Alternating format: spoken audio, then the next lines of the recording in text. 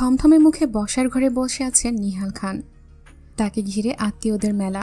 হেনা খান, আরাব খান সহ ওনার 2 কন্যা ও তাদের জামাতা সকলেই উপস্থিত নিহাল খানকে ঘিরে ড্রয়িং রুমে। শশীর মাকে দেখা গেল ফাহাদের মায়ের সঙ্গে বসে থাকতে। তবে অসুস্থ নিহাল খান সুস্থতার চেয়ে বেশি আশ্চর্য হয়েছেন নিজের স্ত্রী সুফিয়া খানের আগমন দেখে। অতি শক্তে তিনি বেশ কিছুক্ষণ তাকিয়েছিলেন স্থির নয়নে, কিন্তু যখন বুঝতে পারলেন তিনি বসার ঘরে সকলের ভিড়ে বসে আছেন, তখন হুট করেই কেমন নিজেকে গুটিয়ে নিলেন থমথমে মুখে। বেশ কসরত করে খানিকটা নিজেকে সংযমন করতে চাইলেন তিনি, কিন্তু কাজের কাজ কিছুই হলো না। সুফিয়া খানের আগমনে ওনার মন মস্তিষ্ক এতটাই নড়বড়ে হলো যে নিজের ব্যক্তিত্ব গাম্ভীর্য ভুলে বসলেন এক মুহূর্তের জন্য। না চাইতেও বারবার দৃষ্টি ঘুরল সুফিয়া খানের ওপর। স্তব্ধ হতবাক হতবুদ্ধি নিহাল খানের নড়বড়ে মনোভাব বসার ঘরের সকলের দৃষ্টিতে পড়লেও কেউ বিভ্রান্তি সৃষ্টি করল না নিহাল খানের জন্য, বরং অদেখা করার মতন বিষয়টা এড়িয়ে গেল উপস্থিত সকলেই। এখানে কেউ ছোট নেই, আর না নিহাল খান ও সুফিয়া খানের সঙ্গে হেয়ালি করার মতো সুযোগ আছে। দুজনেই বেশ সম্মানিত মানুষ, কখনোই কাউকে এতটুকু সুযোগ দেন না যে তাদের নিয়ে কেউ মজা বা হেয়ালি করে কথা বলবে।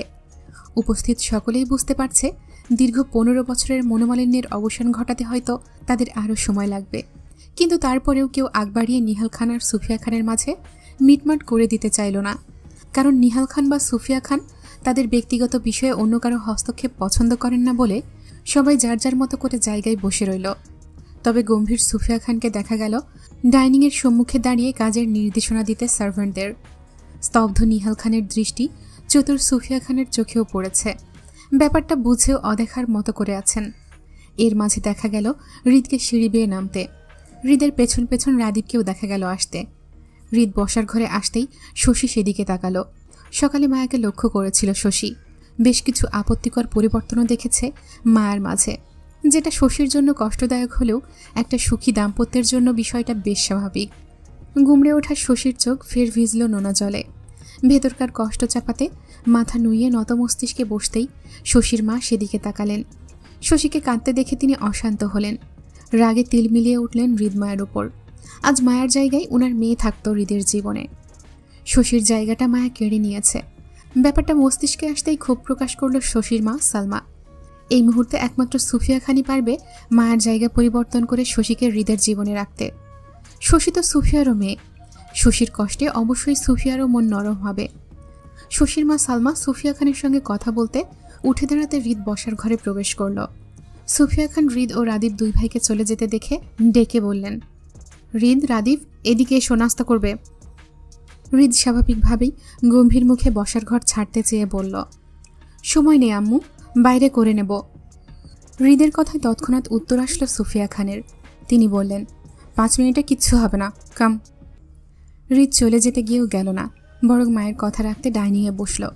রাদীপ হৃদকে ডাইনিংয়ে বসতে দেখে সে তাড়াহুড়ো করে বাইরে হাঁটতে চাইলে তখনই শোনা গেল সুফিয়া খানের শক্ত গলা।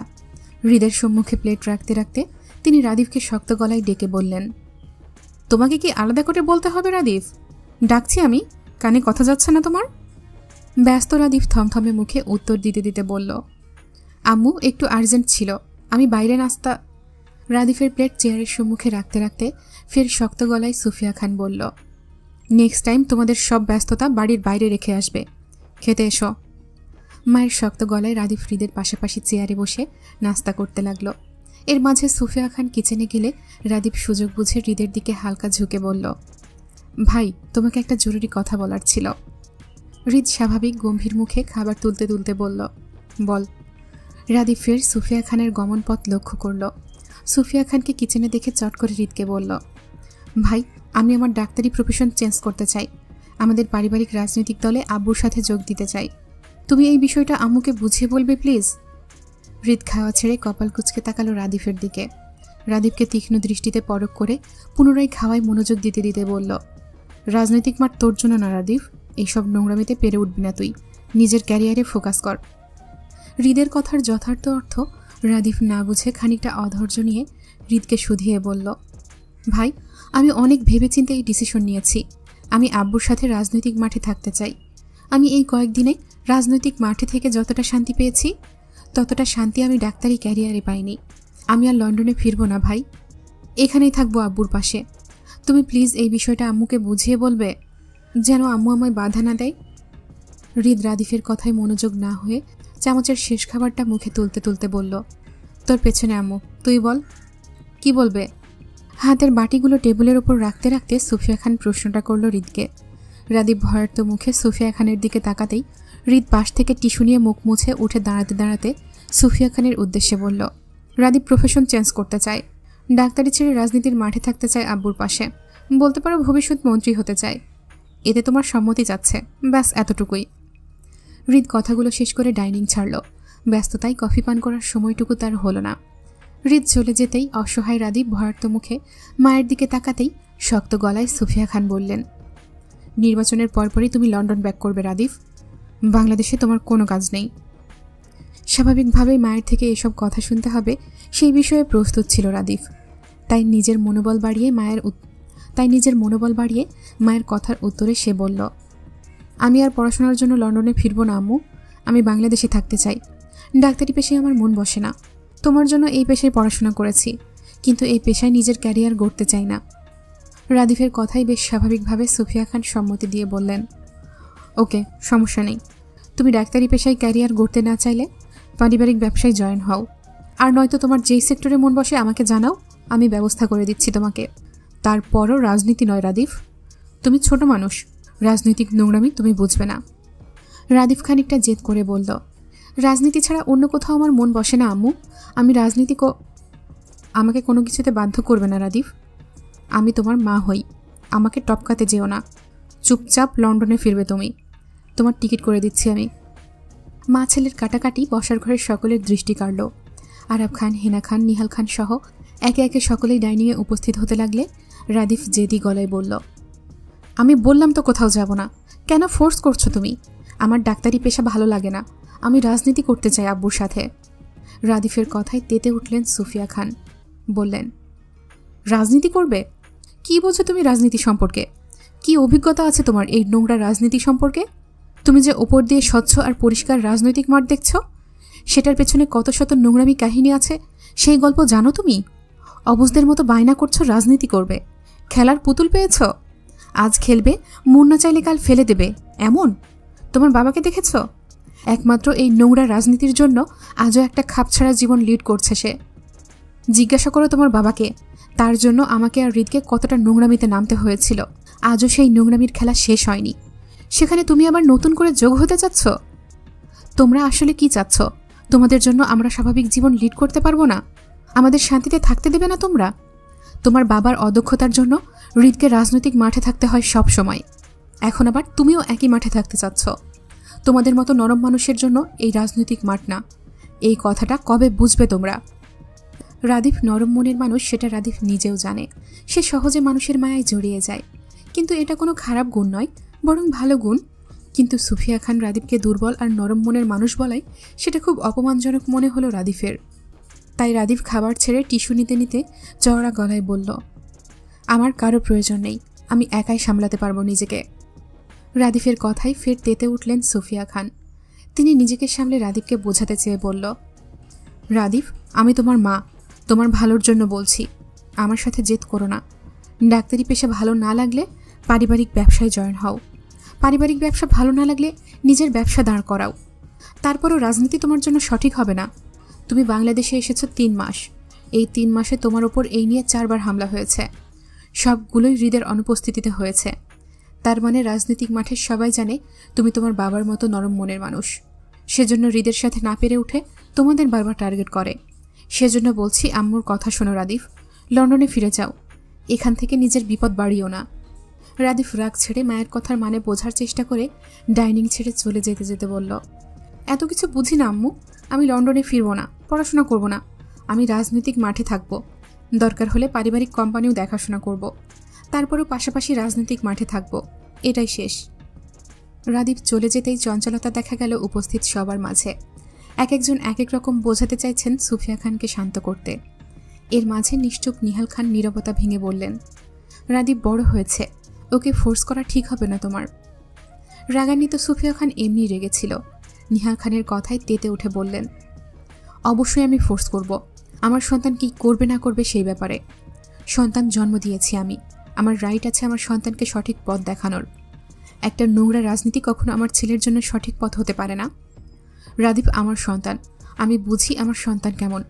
আজ রাদীপের জায়গায় যদি হৃদ এসে আমাকে জানাতো সে রাজনীতির মাঠে থাকতে চায়, তাহলে আমার এই বিষয়ে কোনো আপত্তি থাকতো না। আমার নজরে রাখতে রাদীপ আমার ছোট ছেলে। হৃদের থেকে রাদীপকে নিয়ে আমার বেশি টেনশন করতে হয়। সারাক্ষণ রাদীপকে আমার নজরে রাখতে হয় ওর নিরাপত্তার জন্য। আমার সেই ছেলে হঠাৎ এসে যদি বলে রাজনীতি করবে, তাহলে মা হিসেবে অবশ্যই আমার কর্তব্য আমার ছেলেকে সঠিক পথের নির্দেশনা দেওয়া। রাজনৈতিক মাঠ আমার রাদীপের জন্য কখনোই উত্তম নয়। নিহাল খানের কিছু বলার আগেই আরাব খান পরিবেশটা শান্ত করতে সুফিয়া খানের উদ্দেশ্যে বললেন, এখন জোর করলে হয়তো রাদীপ কিছু বুঝবে না বৌমা, কিছুদিন সময় নাও, তারপর না হয় রাদীপকে এসবের জন্য বোঝানো যাবে। তাছাড়া এই রাজনৈতিক মাঠে নিহাল আছে, হৃদ আছে, তাহলে রাদীপের থাকলে সমস্যা কোথায়? অবশ্যই সমস্যা আছে বাবা। আপনার ছেলে যেমন একজন অদক্ষ শাসক, রাদীপও তাই হবে। একজন লিডারকে হতে হয় শক্তপোক্ত সিংহের ন্যায়। প্রকৃত লিডার লিড করে নিজের যোগ্যতায়, সে কখনো অন্যের লাঠিতে ভর করে রাজনৈতিক মাঠে চড়বে না। অথচ আপনার ছেলে আর রাদীপ দুজনই হৃদের ওপর নির্ভর করে রাজনীতির মাঠে থাকতে চায়। মা হিসেবে সেটা আমার মোটেও পছন্দ না। আমি চাই হৃদ নিজের লাইফ লিড করুক, বাপ ভাইয়ের জন্য অন্তত রাজনৈতিক মাঠে পড়ে না থাকুক। সুফিয়া খানের কথার মাঝে শশীর মা সালমা বেগম ফোড়ন কেটে বললেন, ভাই ভাইকে সাহায্য করলে সমস্যা কি আপা? বরং এই বিষয়টা তো ভালো। তুমি শুধু শুধু দুই ভাইয়ের মাঝে ভেদাভেদ সৃষ্টি করছ। হৃদ চতুর বলে তুমি রাদীপকে নিজের কাছে বেঁধে রাখতে চাইছ, সেজন্য রাদীপকে জোর করে লন্ডনে পাঠাতে চাচ্ছ যেন তুমি। সালমা বেগমের অযৌক্তিক কথায় তেতে উঠলেন সুফিয়া খান। গর্জনের ন্যায় হাতের কাছের প্লেটগুলো ঠেলে ফ্লোরে ফেলে দিতে দিতে বললেন, ছেলের জন্ম আমি দিছি, দরকার হলে ছেলের ভালোর জন্য শুধু বেঁধে নয় বন্দি করেও রাখবো। কিন্তু তুই বলার কে? তোকে মানা করেছিলাম না আমার ব্যক্তিগত ব্যাপারে কথা না বলতে? জবান বেশি চলে না? রাগান্বিত সুফিয়া খান এমনিতেই রেগেছিলেন রাদীপের চিন্তায়। এর মাঝে শশীর মা সালমা বেগমের অহেতুক কথায় তেতে উঠলেন তিনি। সালমা বেগম পূর্ব থেকেই ক্ষুব্ধ ছিলেন সুফিয়া খানের ওপর, শশীর জায়গায় মায়াকে হৃদের বউ করাতে। আজ তার রেশ টেনে খোঁচা মেরে তিনি পুনরায় বলে উঠলেন, এখানে তোমার ব্যক্তিগত বলতে কিছু নেই আপা। আমি খানবাড়ির ছেলেদের সম্পর্কে কথা বলছি। তুমি দীর্ঘ 15 বছর ধরে খানবাড়িতে ছিলে না, বলতে গেলে সম্পর্ক ছিন্ন করে রেখেছ সবার সাথে। মাত্র কাল এই বাড়িতে ফিরেছ, আর আমি এই বাড়িতে যাতায়াত করছি সেই 25 বছর ধরে। এই বাড়ির সাথে তুমি বাদেও আমার একটা সম্পর্ক আছে। আরাফ আঙ্কেল, হেনা আন্টি আমাকে মেয়ের মতন দেখে। আমি তার দাবি নিয়েই এই বাড়ির ছেলের সম্পর্কে কথা বলছি। সেই রাইটস ওনারা আমাকে দিয়েছে। সালমা বেগমের কথায় রাগে রিরি করে সুফিয়া খান বললেন, খানবাড়ির মানুষদের কে রাইট দিয়েছে আমার ব্যক্তিগত ব্যাপারে কথা বলার? আমি তো তাদের সেই অধিকার দেইনি। তাহলে তারা তোকে কিভাবে দিল? আর একটা কথা, তোর যদি মনে হয় ওরা আমাকে টপকে তোকে গ্রহণ করবে, তাহলে নে, পুরো খানবাড়ির মানুষ তোর সম্মুখে দাঁড়িয়ে আছে। প্রশ্ন কর তাদের তোকে চাই কিনা। যদি চাই তাহলে তুই রাখ, আমি গেলাম। থমথমে পরিবেশে সবাই নিস্তব্ধ নীরব। সামান্য একটা বিষয়কে ঘিরে দুই বোনের মাঝে তর্ক বিতর্ক হওয়ায় সকলেই নিশ্চুপ হয়ে গেল। সুফিয়া খান এমনি খানবাড়িতে ফিরতে চাইতেন না। কত কসরত করে অবশেষে তাকে খানবাড়িতে ফেরানো গেল। এখন যদি সালমা বেগমের কথায় রেগে সুফিয়া খান আবারও বাড়ি ছেড়ে দেন, তাহলে সুফিয়া খানকে পুনরায় খানবাড়িতে ফেরানো মুশকিল হয়ে যাবে। তাছাড়া মা হিসেবে সুফিয়া খান নিজের সন্তানের ভালো মন্দ বিষয়ে সিদ্ধান্ত নিতেই পারে। কিন্তু এর মাঝে সালমা বেগমের উত্তর করাটা বাড়াবাড়ি লাগলো সকলের। উপস্থিত সকলেই জানে সুফিয়া খান কিংবা নিহাল খান তাদের ব্যক্তিগত বিষয়ে কারো হস্তক্ষেপ পছন্দ করেন না। সেখানে সালমা বেগমের অহেতুক কথায় সুফিয়া খান রেগে চলে যেতেই নিহাল খান শান্ত কণ্ঠে সালমা বেগমের উদ্দেশ্যে বললেন, শোনো সালমা, তুমি আমার শালি হও। আমার বোনদের মতো তুমিও আমার আরেকটা বোন, আর তোমার বোন সুফিয়া আমার বউ। বলতে পারো সুফিয়ার জন্যই তোমাকে চেনা। এখন আমার সাথে তোমার বোনের সম্পর্ক যেমনই হোক, আমি কখনোই কাউকে এই অধিকার দেইনি আমাদের ব্যক্তিগত জীবন নিয়ে কেউ কথা বলবে। সুফিয়া আজ ফিরুক, কাল ফিরুক, কিংবা জীবনে কখনো না ফিরুক, তারপরেও এই খানবাড়ি সারা জীবন সুফিয়ার শ্বশুরবাড়ি হয়ে থাকবে। আর বাকি রইল হৃদ আর রাদীপকে নিয়ে। তাহলে ওরা নিজেরাই কখনো মেনে নেবে না ওদের মাকে তৃতীয় পক্ষের কেউ অপমান করবে। সেটা সন্তানের ব্যাপারে সিদ্ধান্ত নেওয়ার অধিকার সকল বাবা মার থাকে, কিন্তু খালাদের থাকে না। আমি আশা করব তোমার দ্বারা একই ভুল যেন দ্বিতীয়বার না হয়। দুলাভাই, আমি তো। সালমা বেগমের কথা শেষ করার আগেই গম্ভীর নিহাল খান জায়গা ছাড়লেন। রাগান্বিত সুফিয়া খান চলে যেতে যেতেও নিহাল খানের কথাগুলো ওনার কানে এসেছে। বিষয়টাতে তিনি কোনোরূপ প্রতিক্রিয়া না দেখালেও উপস্থিত সকলেই একে একে জায়গা ছাড়ল। রাগান্বিত সালমা বেগম অপমানে থমথমে মুখে দাঁড়িয়ে রইলেন। পাশে থাকা শশী মায়ের দিকে এগিয়ে এসে 2 হাতে সালমা বেগমের 2 হাত মুঠোয় চেপে নরম গলায় বলল, আমি জানি তুমি আমার বিষয়টা নিয়ে খালামণির সাথে রেগে আছো আম্মু। সব কিছু ভুলে যাও আম্মু। চলো আমরা লন্ডনে ফিরে যাই। নতুন পরিবেশে দেখবে আমি মুভ অন করে যাব, হৃদ ভাইকে ভুলে যাব। চলো না আম্মু, আমরা ফিরে যাই। এই পরিবেশে আমার দম বন্ধ লাগছে। খানবাড়িতে হঠাৎ আগমন ঘটল মায়ের পরিবারের। আরিফ রেহানা বেগম আর ফিহাকে নিয়ে খানবাড়িতে উপস্থিত হলো প্রায় দুপুর নাগাদ। মায়া তখন কিচেনে ছিল সুফিয়া খানের সঙ্গে। যদিও মায়া বা সুফিয়া খান কেউ হাতে হাতে কাজ করছে না, তবে ক্ষণে ক্ষণে সার্ভেন্টদের কাজের নির্দেশনা দিচ্ছে দাঁড়িয়ে। সকালে শশীর মা সালমা বেগমের বাড়াবাড়ির ব্যাপারটা মায়ের কানে এসেছিল ড্রয়িং রুমে নেমে। কাজের মেয়ে মালা বলেছিল সেটা। তারপর থেকে মায়া আর সুফিয়া খানের সঙ্গ ছাড়েনি, বরং শাশুড়ির আশেপাশেই থেকেছে। জুইকে দেখা গেল ফাহাদের মায়ের সঙ্গে বসে থাকতে। এরই মাঝে হঠাৎ আরিফের আগমনে জুই মায়া দুজনেই দৌড়ে যায় সেদিকে। সকলের সামনে মা ভাইকে জাপটে জড়িয়ে ধরতেই দুজনেই কান্নায় ভেঙে পড়ে। অসুস্থ রেহানা বেগম মায়াকে বুকে জড়িয়ে অশ্রু ছড়ালেন। আজ কতটা মাস কতদিন পর নিজের আদরের মেয়েকে জড়িয়ে ধরলেন। কতটা অশান্তি ঝড়ঝাপটার সময়ে সুফিয়া খান মায়াকে নিয়ে রাতের আধারে বেরিয়ে গিয়েছিল ওনার অসুস্থ মানসিক ভারসাম্যহীন মেয়েকে নিয়ে, আর আজ সুস্থ সবল চঞ্চল মেয়েকে ওনার বুকে ফেরত দিল। সুফিয়া খান নিজের কথা রেখেছেন। রেহানা বেগম মায়ের পাশাপাশি জুইকেও জড়িয়ে ধরলেন। তিনি আরিফের সঙ্গে চট্টগ্রাম চলে আসার পর খবর পেয়েছিল জুই খানবাড়ির ডাক্তার ছেলের সঙ্গে পালিয়ে গেছে। যদিও জুইয়ের বাবা এখনও রেগে আছে, তবে জুইকে হাসি খুশি খানবাড়িতে দেখে তিনি শান্তি পেলেন। জুইয়ের মায়ের সঙ্গে জুইয়ের যোগাযোগ আছে। মা মেয়ের কথা রোজ রেহানা বেগমের কানে আসে। জুই স্বামীর ঘরে ভালো আছে, এতেই সন্তুষ্ট জুইয়ের মা। আরিফ, রেহানা বেগম, ফিহা একে একে খানবাড়ির সকলের সঙ্গে কুশলাদি বিনিময় করতেই গম্ভীর সুফিয়া খান এগিয়ে আসলো। আরিফ সুফিয়া খানকে দেখে সালাম দিতেই তিনি সালামের উত্তর দিয়ে খুব স্বাভাবিকভাবে বলল, তোমাদের আসতে সমস্যা হয়নি তো? না আন্টি। এই দ্বিতীয়বারের মতো দেখা আরিফের সঙ্গে সুফিয়া খানের। প্রথমবার আরিফ সুফিয়া খানকে হৃদের অ্যাক্সিডেন্টের সময় হাসপাতালে দেখেছিল, আর আজ খানবাড়িতে। বলতেই হবে ব্যক্তি হিসেবে চমৎকার ব্যক্তিত্বের মানুষ সুফিয়া খান। আজ আরিফদের খানবাড়িতে দাওয়াত সুফিয়া খানই করেছিল। দীর্ঘদিন ধরে আরিফ মায়ের সঙ্গে যোগাযোগ করার চেষ্টা করছিল, কিন্তু হৃদের বেড়াজালের জন্য করতে পারেনি। আরিফ চাইলে সরাসরি হৃদের সঙ্গে যোগাযোগ করতে পারত মায়ের জন্য, কিন্তু সে তা করেনি নিজের চক্ষু লজ্জায়। অতীতে ঘটে যাওয়া মানসপটে অনেক স্মৃতি আজও আরিফকে লজ্জিত আর বিব্রত বোধ করে বলে সে চেয়েও কখনো মায়ের খোঁজ নিজের মাকে দিতে পারেনি। তবে আজ সব সম্পর্কের মনোমালিন্যতা কাটিয়ে উঠতে দেখে আরিফের বুকে প্রশান্তির ঢেউ বয়ে গেল। এবার হৃদের সঙ্গে আরিফের কথা বলা প্রয়োজন। অনেক তো হলো ভুল বোঝাবুঝি, এবার না হয় আন্তরিকতা বজায় রাখলো দুজনের মাঝে। বোনের জামাতা বলে কথা, মূল্যায়ন অবশ্যই করতে হবে আরিফের। মনস্তাত্ত্বিক ভাবনায় আরিফ দীর্ঘশ্বাস ফেলে মায়ের উচ্ছ্বাসিত মুখটার দিকে তাকালো। পরিবারকে পেয়ে কতটা খুশি মায়া, অথচ একটা সময় অযত্নে অবহেলায় মুচড়ে গিয়েছিল। বিষাদময় স্মৃতিগুলো আরিফ আর মনে করতে চাইল না, তাই নিজেকে ব্যস্ত রাখল সকলের মাঝে। দীর্ঘ সময় নিয়ে মায়া জুই দুজনেই সুন্দর মুহূর্ত পার করল পরিবারের সাথে। সুফিয়া খান রেহানা বেগমের সঙ্গে কুশলাদি বিনিময় করে বেশ কিছুক্ষণ কথা চালালো। এর মাঝে ফাহাদের মাকে দেখা গেল রেহানা বেগমের সঙ্গে বসতে। মুক্তার সঙ্গে করা অযাচিত ঘটনাগুলোর জন্য ক্ষমা চাইলেন তিনি, এবং খুব করে আবদার করলেন মুক্তাকে শ্বশুরবাড়ি পাঠাতে। ফাহাদ এই নিয়ে বেশ কয়েকবার আশুগঞ্জ গিয়েছিল মুক্তাকে ফিরিয়ে আনতে, কিন্তু প্রত্যেকবার মুক্তা ফিরিয়ে দিয়েছে ফাহাদকে আসবে না বলে।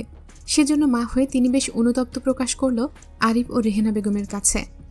ফাহাদের মায়ের কথায় আরিফ কিংবা রেহানা বেগম তৎক্ষণাৎ মুক্তাকে শ্বশুরবাড়ি পাঠাবে বলে কিছু বলল না, তবে সময় নিয়ে ফাহাদের মাকে আশ্বস্ত করল ওরা মুক্তার সঙ্গে বাড়িতে গিয়ে এই বিষয়ে কথা বলবে।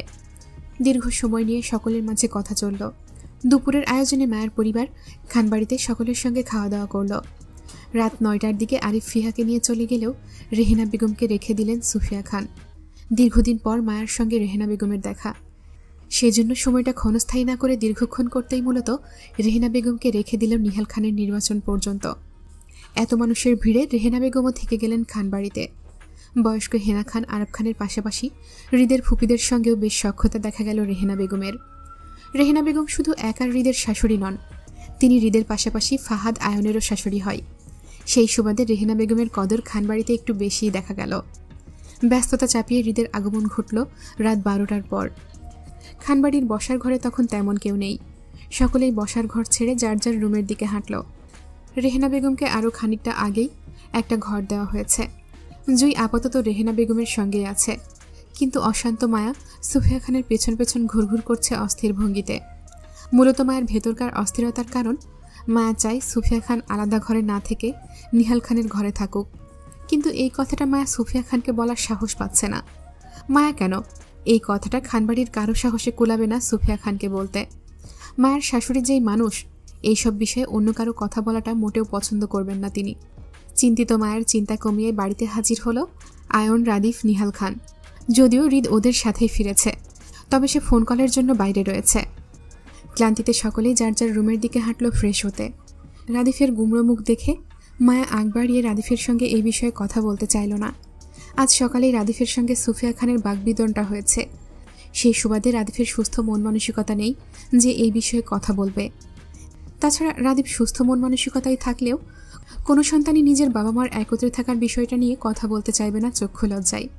মায়ের নিজেরই লজ্জা লাগছে এই বিষয়ে চিন্তা করে, কারণ আজ সুফিয়া খানকে ফোনে কাউকে বলতে শুনেছে তিনি কাল ঢাকায় ফিরে যাবেন রাতের মধ্যে। সেজন্য অশান্ত অস্থির মায়া চাচ্ছে আজ রাতটা যে করেই হোক নিহাল খান আর সুফিয়া খানকে বন্ধ ঘরের ভেতর রাখতে। এতে করে দীর্ঘ 15 বছরের মনোমালিন্যতা দূর করার জন্য হলেও একান্ত কিছুটা সময় পাবে তারা। আয়ন, রাদীপ কাউকে আর নিচে দেখা গেল না। সকলেই ফ্রেশ হয়ে যার যার রুমে, অথচ হৃদ তখনও বাইরে। এর মাঝে মায়া 2 বার বের হয়েছিল হৃদের খোঁজে। হৃদকে দেখা গেল ছেলেপেলের সঙ্গে দাঁড়িয়ে কী সব বলতে। হয়তো নির্বাচনের ব্যাপারে প্রয়োজনীয় কিছু হবে, এটা মনে করেই মায়া কিচেনে এসে হৃদের জন্য লেবু পানি করে রাখলো ফ্রিজে। তারপর নিজেদের ঘরে ফিরে হৃদের ফ্রেশ হওয়ার জন্য তোয়ালে কাপড় রেখে দিল ওয়াশরুমে। পুনরায় নিচে নামতেই ড্রয়িং রুমে দেখল নিহাল খানকে। তিনি রাতের ডিনারের জন্য ডাইনিংয়ের দিকে যাচ্ছিল। কিচেনে সুফিয়া খান আছে। হয়তো এখনও দুজনের সাক্ষাৎ হয়নি। নিহাল খান এদিক সেদিক তাকিয়ে সুফিয়া খানের খোঁজ করার বিষয়টা মায়া সিঁড়ির ওপরে দাঁড়িয়েই বুঝতে পারল। তাড়াহুড়োয় মায়া দ্রুত হাঁটল নিহাল খানকে আটকাতে। নিহাল খান ডাইনিংয়ে যাওয়ার আগেই মায়া পেছনে ডেকে বলল, বাবা। তৎক্ষণাৎ উত্তর দিতে দিতে নিহাল খান পিছু ফিরল। মায়াকে অস্বস্তিতে দাঁড়িয়ে থাকতে দেখে নিহাল খান ফের বলল, কিছু বলবেন? মায়া মাথা নাড়িয়ে সম্মতি দিয়েও কথা বলতে হাঁসফাঁস করতে লাগলো। নিহাল খান মায়াকে হাঁসফাঁস করতে দেখে আন্দাজ করে বলল, নির্ভয়ে বলুন আম্মু, আমি শুনছি। মায়া অস্বস্তিতে সিটিয়ে হাঁসফাঁস করে বলল, আম্মু কাল ঢাকায় ফিরে যেতে চাচ্ছে। আম্মুকে আমরা আপনার মিথ্যা অসুস্থতার কথা বলে চট্টগ্রামে এনেছিলাম। এখন আপনার সুস্থতা দেখে তিনি আবার ঢাকায় ফিরে যেতে চাচ্ছেন। আম্মু যদি একবার ঢাকায় ফিরে যায় তাহলে ওনাকে আর চট্টগ্রামে ফেরানো যাবে না, সেটা আপনিও জানেন বাবা। আম্মু শক্ত ধাঁচের মানুষ হলেও উনি ওনার পরিবারের প্রতি খুব যত্নশীল। আপনার অসুস্থতার খবর পেয়ে আম্মু চট্টগ্রামে ফিরলেও আমরা চাই আম্মু সারা জীবন এই বাড়িতে থাকুক। সেজন্য আপনার আম্মুর সাথে কথা বলা জরুরি বাবা। আম্মু চলে গেলে বিষয়টা অনেক দেরি হয়ে যাবে। সুফিয়া খানের ফিরে যাওয়ার বিষয়টা শুনে বুক মুচড়ে উঠল নিহাল খানের। অসহনীয় দহনে বুক ছটফট করতেই গলার সুর নরম হয়ে আসলো নিহাল খানের। দীর্ঘ 15 বছরের দূরত্বে ক্লান্ত হয়ে উঠেছেন নিহাল খান। এবার তিনি এই দূরত্ব ঘুচাতে চান। তবে মায়ের সাথে নিজেদের পার্সোনাল বিষয়ে কথা বলতে খানিকটা দ্বিধাবোধ করলেন তিনি। আবার মায়ের থেকে সাহায্য না নিলেও তিনি সুফিয়া খান অবধি পৌঁছাতে পারবেন না, কারণ সুফিয়ার সঙ্গে একান্তে কথা বলার সুযোগটা পাচ্ছেন না তিনি। আর না সুফিয়া ওনাকে কথা বলার সুযোগ দিচ্ছে। অসহায় নিহাল খান মায়ের থেকে নরম সুরে সাহায্য চেয়ে বলল, আপনার শাশুড়ির সাথে আমাকে কথা বলার একটা সুযোগ করে দিতে পারবেন আম্মু? নিহাল খান যেন মায়ের মনের কথাটাই বলল। মায়া তৎক্ষণাৎ উত্তর দিয়ে বলল, আপনি রুমে যান বাবা, আমি আম্মুকে বলে দিচ্ছি আপনি অসুস্থ, বুকে ব্যথা করছে, বাকিটা আপনি দেখে নেবেন। মায়ের মিথ্যা বলার কারণটা বুঝতেই নিহাল খান আর ডাইনিংয়ের দিকে এগোলো না, বরং নীরবতা পালন করে বসার ঘর ছেড়ে সিঁড়ির দিকে হাঁটতেই মায়া ফের নিহাল খানকে পিছনে ডেকে বলল, আপনার হাতে আজ রাতের সময়টাই আছে আব্বু, আম্মুকে কনভিন্স করার জন্য। সকাল হতেই আম্মু চলে যেতে চাইলে আমরা কিন্তু আর ফেরাতে পারবো না ওনাকে। নিহাল খান যেতে যেতে মায়ের কথাগুলো শুনল। মায়া ওর শাশুড়িকে ওনার বুক ব্যথার মিথ্যে কথা বলবে, অথচ সত্যি সত্যি তীব্র বুক ব্যথায় পীড়িত হচ্ছেন উনি। এই ব্যথাটা সহনীয় নয়, বরং তীব্র অসহনীয় ব্যথায় তিনি গোটা 15টা বছর পার করেছেন। মায়া নিহাল খানের গমন পথের দিকে তাকিয়ে সামনে ফিরতে চাইলে হৃদের বুকের সঙ্গে মায়ের মুখ ঠেকে গেল। হৃদ মায়ের শরীর ঘেঁষে দাঁড়িয়েছিল, তাই হৃদের বুকের সঙ্গে মায়ের মুখ ঠেকে যেতেই মায়া মুখ তুলে ওপরে তাকাতেই হৃদ 2 আঙুল দিয়ে মায়ের কপালে ঠোকা দিতে দিতে মোহনীয় গলায় বলল, আই মিস ইউ। হৃদের মুখে আই মিস ইউ শব্দটা কেমন জানি অবিশ্বাস্য শোনালো মায়ের কানে। হৃদ সচরাচর কখনোই মায়াকে এইসব কথা বলে না, অথচ আজ হৃদ স্বেচ্ছায় মায়ের কাছে স্বীকারোক্তি দিচ্ছে সে মায়াকে মিস করেছে বলে। হতবাক মায়া অবিশ্বাসের ন্যায় হৃদকে ফের শুধিয়ে বলল, সত্যি আপনি আমাকে মিস করেছেন? হৃদ সহজ সরল স্বীকারোক্তি দিয়ে বলল, মায়া ঠোঁট প্রসারিত করে হাসলে হৃদ ঝুঁকে চট করে মায়ের সেই হাস্যোজ্জ্বল ঠোঁটে শব্দ করে চুমু খেতেই মায়া লজ্জায় 2 হাতে মুখ লুকালো। হৃদ দুষ্টু হেসে মায়ের মুখের হাতটা টেনে ধরতেই মায়া তৎক্ষণাৎ দৌড়ে পালাতে চাইল, কিন্তু তার আগেই হৃদ হাত বাড়িয়ে মায়ের কোমরের কাছের লম্বা চুলের বেনিটা টেনে ধরতেই মায়া 1 হাত চুলে রেখে পেছন ফিরতে ফিরতে বলল, রুমে আসো। পারবো না। হৃদ মায়ের চুলের বেনি টেনে মায়াকে কাছে টানল। মায়ের কাজ জড়িয়ে ধরতে ধরতে হৃদ বলল, জামাই ডাকলে বউদের কাছে আসতে হয়। মায়ের হৃদের শরীর ঘেঁষে দাঁড়াতে দাঁড়াতে আশেপাশে তাকালো কেউ আছে কিনা। চারপাশটা শূন্য দেখে মায়ের হৃদের দিকে তাকিয়ে বলল, আপনি ঘরে যান, আমি আসছি। আপনার জন্য লেবু পানিটা নিয়ে আসি, কেমন? আসবে তো, নাকি আবার ডাকতে হবে? না, আসবো, আপনি যান। ওকে। হৃদ মায়ের গাল টেনে মায়াকে ছেড়ে নিজের ঘরে গেল। মায়া ফ্রিজ থেকে হৃদের জন্য লেবু পানিটা নিতে নিতে সুফিয়া খানের মনোযোগ আকর্ষণ করে বলল, আব্বুর নাকি ভীষণ বুক ব্যথা করছে আম্মু। আরাব খানের জন্য স্যুপ তৈরি করছিলেন সুফিয়া খান। মায়ের কথায় হাত থেমে যায় ওনার।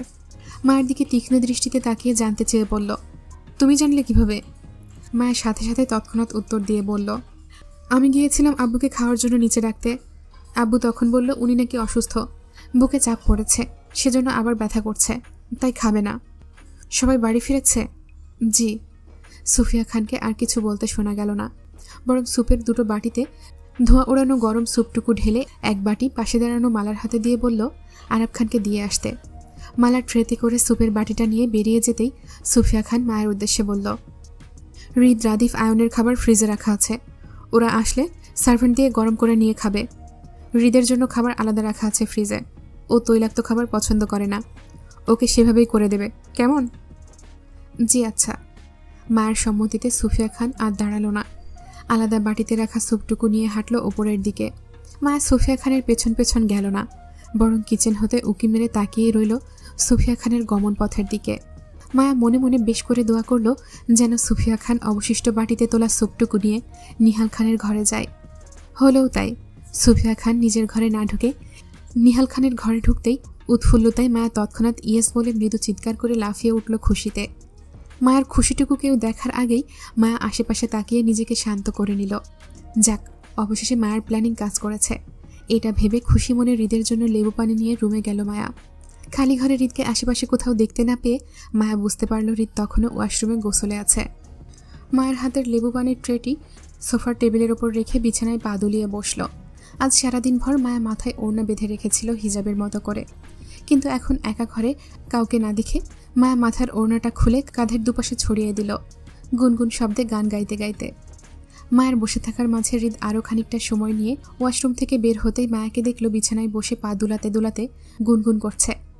হৃদ হাতের তোয়ালেতে মাথা মুছতে মুছতে মায়ের দিকে তীক্ষ্ণ দৃষ্টিতে তাকিয়ে টেবিলের ওপর থাকা লেবু পানিটা পান করল। খালি গ্লাসটা পুনরায় জায়গায় রেখে আয়নার সম্মুখে দাঁড়াতেই মায়া এক আপত্তিকর কথা বলল, আপনাদের তো কোনো বোন নেই, এবার আমি আপনাদের একটা বোন চাই। আপনার বোনকে আমি কোলে পিঠে বড় করব, তারপর বিয়ে দেব, বড় ভাবির সব দায়িত্ব আমি পালন করব, দেখবেন। মায়ের আপত্তিকর কথায় হৃদ কপাল কুঁচকে তাকালো মায়ের দিকে। মায়ের এমন আপত্তিকর হুটহাট কথার মানে বুঝতে না পেরে হৃদ তীক্ষ্ণ গলায় প্রশ্ন করে বলল, মা না হয়ে ভাবি হতে চাচ্ছ, হঠাৎ এত উদারতার কারণ কি? মায়ের মাঝে তখনও উৎফুল্লতা বহমান। মায়া গুনগুন শব্দে গান ছেড়ে বড়দের মতো করে বুঝদার হতে চেয়ে বলল, আপনি বুঝবেন না ওইসব, ছেলে মানুষ। আমি আপনার একটা বোনের কথা ভাবছিলাম। এবার আম্মুর একটা মেয়ে হলে খানবাড়িটা পরিপূর্ণ হয়ে যাবে। আপনারা 2 ভাইয়ের 1 বোন, বিষয়টা কিন্তু চমৎকার দেখাবে, তাই না? মায়ের এতক্ষণে মনোভাবটা বুঝতে হৃদ বিরক্ত হলো। তার মা এই বয়সে এসে মা হবে, যা তার চিন্তাভাবনা তার বউয়ের। হৃদ মায়ের ভুল ধারণা ভেঙে বলল, তোমার শাশুড়ির বয়স কত জানো? মায়া আগের ন্যায় স্বতঃস্ফূর্ততার সঙ্গে জবাব দিয়ে বলল, আর কত হবে, 37 বা 38 হবে, আর নয়তো বড় জোর 40, এর বেশি তো হবেই না। আর মেয়েদের 40 বছরের পরে মা হওয়ার চান্স থাকে, যদিও চান্স কম থাকে, তবে আমি জানি আম্মু আবার মা হতে পারবে, শিওর। মায়ের অদ্ভুত কথাবার্তায় হৃদ তীক্ষ্ণ দৃষ্টিতে তাকালো। একটা মানুষ কতটা নির্বোধ হলে শাশুড়ির মা হওয়া নিয়ে উৎফুল্লতা প্রকাশ করতে পারে। যেখানে হৃদের বয়স 30+, সেখানে শাশুড়ির বয়স 37-38 কিংবা 40 বছরের হয় কিভাবে? হৃদের মা কি হৃদের থেকে 10 বছরের বড় হবে? হৃদ পেছন দিকে ঘুরে মায়ের দিকে তাকিয়ে কোমর ঠেকিয়ে বসল ড্রেসিং টেবিলের ওপর। মায়ের ভুল ভেঙে বলল, আমার বয়স কত জানো? কত? আমার বয়স 30+ চলে। মায়া না বুঝে তৎক্ষণাৎ উত্তর দিয়ে বলল, ও আচ্ছা, সমস্যা নেই, আমি আপনার বয়স দেখে বিয়ে করিনি। আপনি বুড়ো হয়েছেন তো কি হয়েছে, এতে আমার কোনো সমস্যা নেই। আমার বুড়ো জামাই চলবে, চিন্তা করবেন না। মায়ের হৃদকে বুড়ো বলায় চেতে গেল হৃদ। মায়াকে ধমকে রাগে দাঁতে দাঁত পিষে বলল, স্টুপিড, আমি বুড়ো? মায়ের হৃদকে পাল্টা প্রশ্ন করে জানতে চেয়ে বলল, কেন, আপনি বুড়ো নন? শাট আপ ইডিয়েট, আমার বয়স 30+ হলে তোমার শাশুড়ির বয়স 40 হবে কিভাবে? আম্মুর বয়স 50+ রানিং। কি? অসম্ভব, আমি বিশ্বাস করি না। আম্মু এখনো কত জোয়ান আর সুন্দরী, আপনি মিথ্যে বলছেন। হৃদের কাছে সুফিয়া খানের বয়সের কথা জানতেই মায়া লাফিয়ে উঠল অবিশ্বাসে। হৃদ মায়াকে কাছে ডেকে শান্ত কণ্ঠে বলল, কাছে এসো। মায়ের হৃদের দিকে এগিয়ে যেতেই হৃদ এক হাতে মায়ের কোমরে হাত চেপে অপর হাতটা মায়ের গলার দাগগুলোতে ছুঁয়ে দিয়ে মোহাচ্ছন্ন গলায় বলল, ভাবি না হয়ে মা হওয়ার অফারটা কি চমৎকার হবে, কি বলো? হৃদের কথার ইঙ্গিত বুঝতে পেরে মায়া লজ্জায় সিটিয়ে তৎক্ষণাৎ নদমস্তিষ্কের হলো। প্রসঙ্গ পাল্টে মিনমিন করে বলল, নিচে চলুন, খাবেন? খাবো না। কেন? বাইরে ডিনার করে এসেছি সবাই, বাবা বাদে। ও, তুমি খেয়েছ? তাহলে এবার বলো, অফারটা পছন্দ হয়েছে? হৃদের কথায় মায়া লজ্জায় আড়ষ্ট হয়ে হৃদের বুকে মুখ লুকাতে লুকাতে বলল, হয়েছে। মায়ের উত্তরে হৃদ প্রস্তর হাসল। 2 হাতে মায়াকে জড়িয়ে হৃদ ঘনিষ্ঠতা বাড়িয়ে বলল, আপনি মা হতে চাইলে আমিও ইন্টারেস্টেড বাবা হতে, বউ।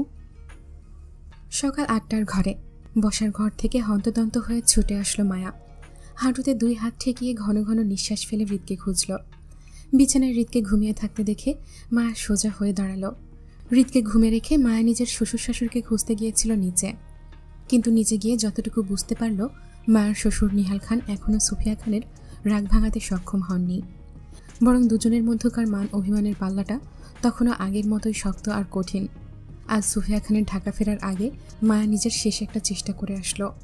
নিহাল খানের সঙ্গে হৃদের জায়গায় সুফিয়া খানকে পাঠাতে চেয়ে মিথ্যে বলে আসলো যে হৃদ বাড়িতে নেই।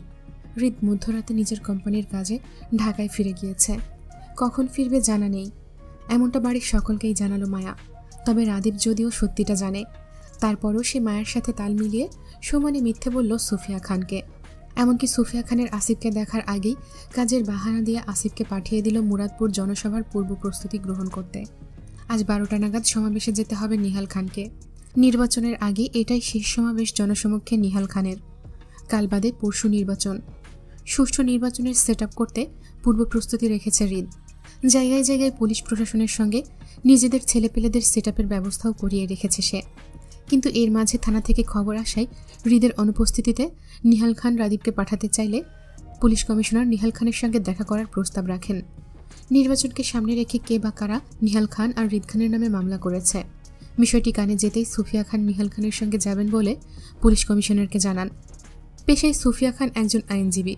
মামলার বিষয়গুলো ওনার আয়ত্তে বলেই নিহাল খানও সহমত পোষণ করল সুফিয়া খানকে সঙ্গে নিতে। আর এজন্য মূলত মায়া দৌড়ে রুমে আসলো হৃদের অবস্থান জানতে।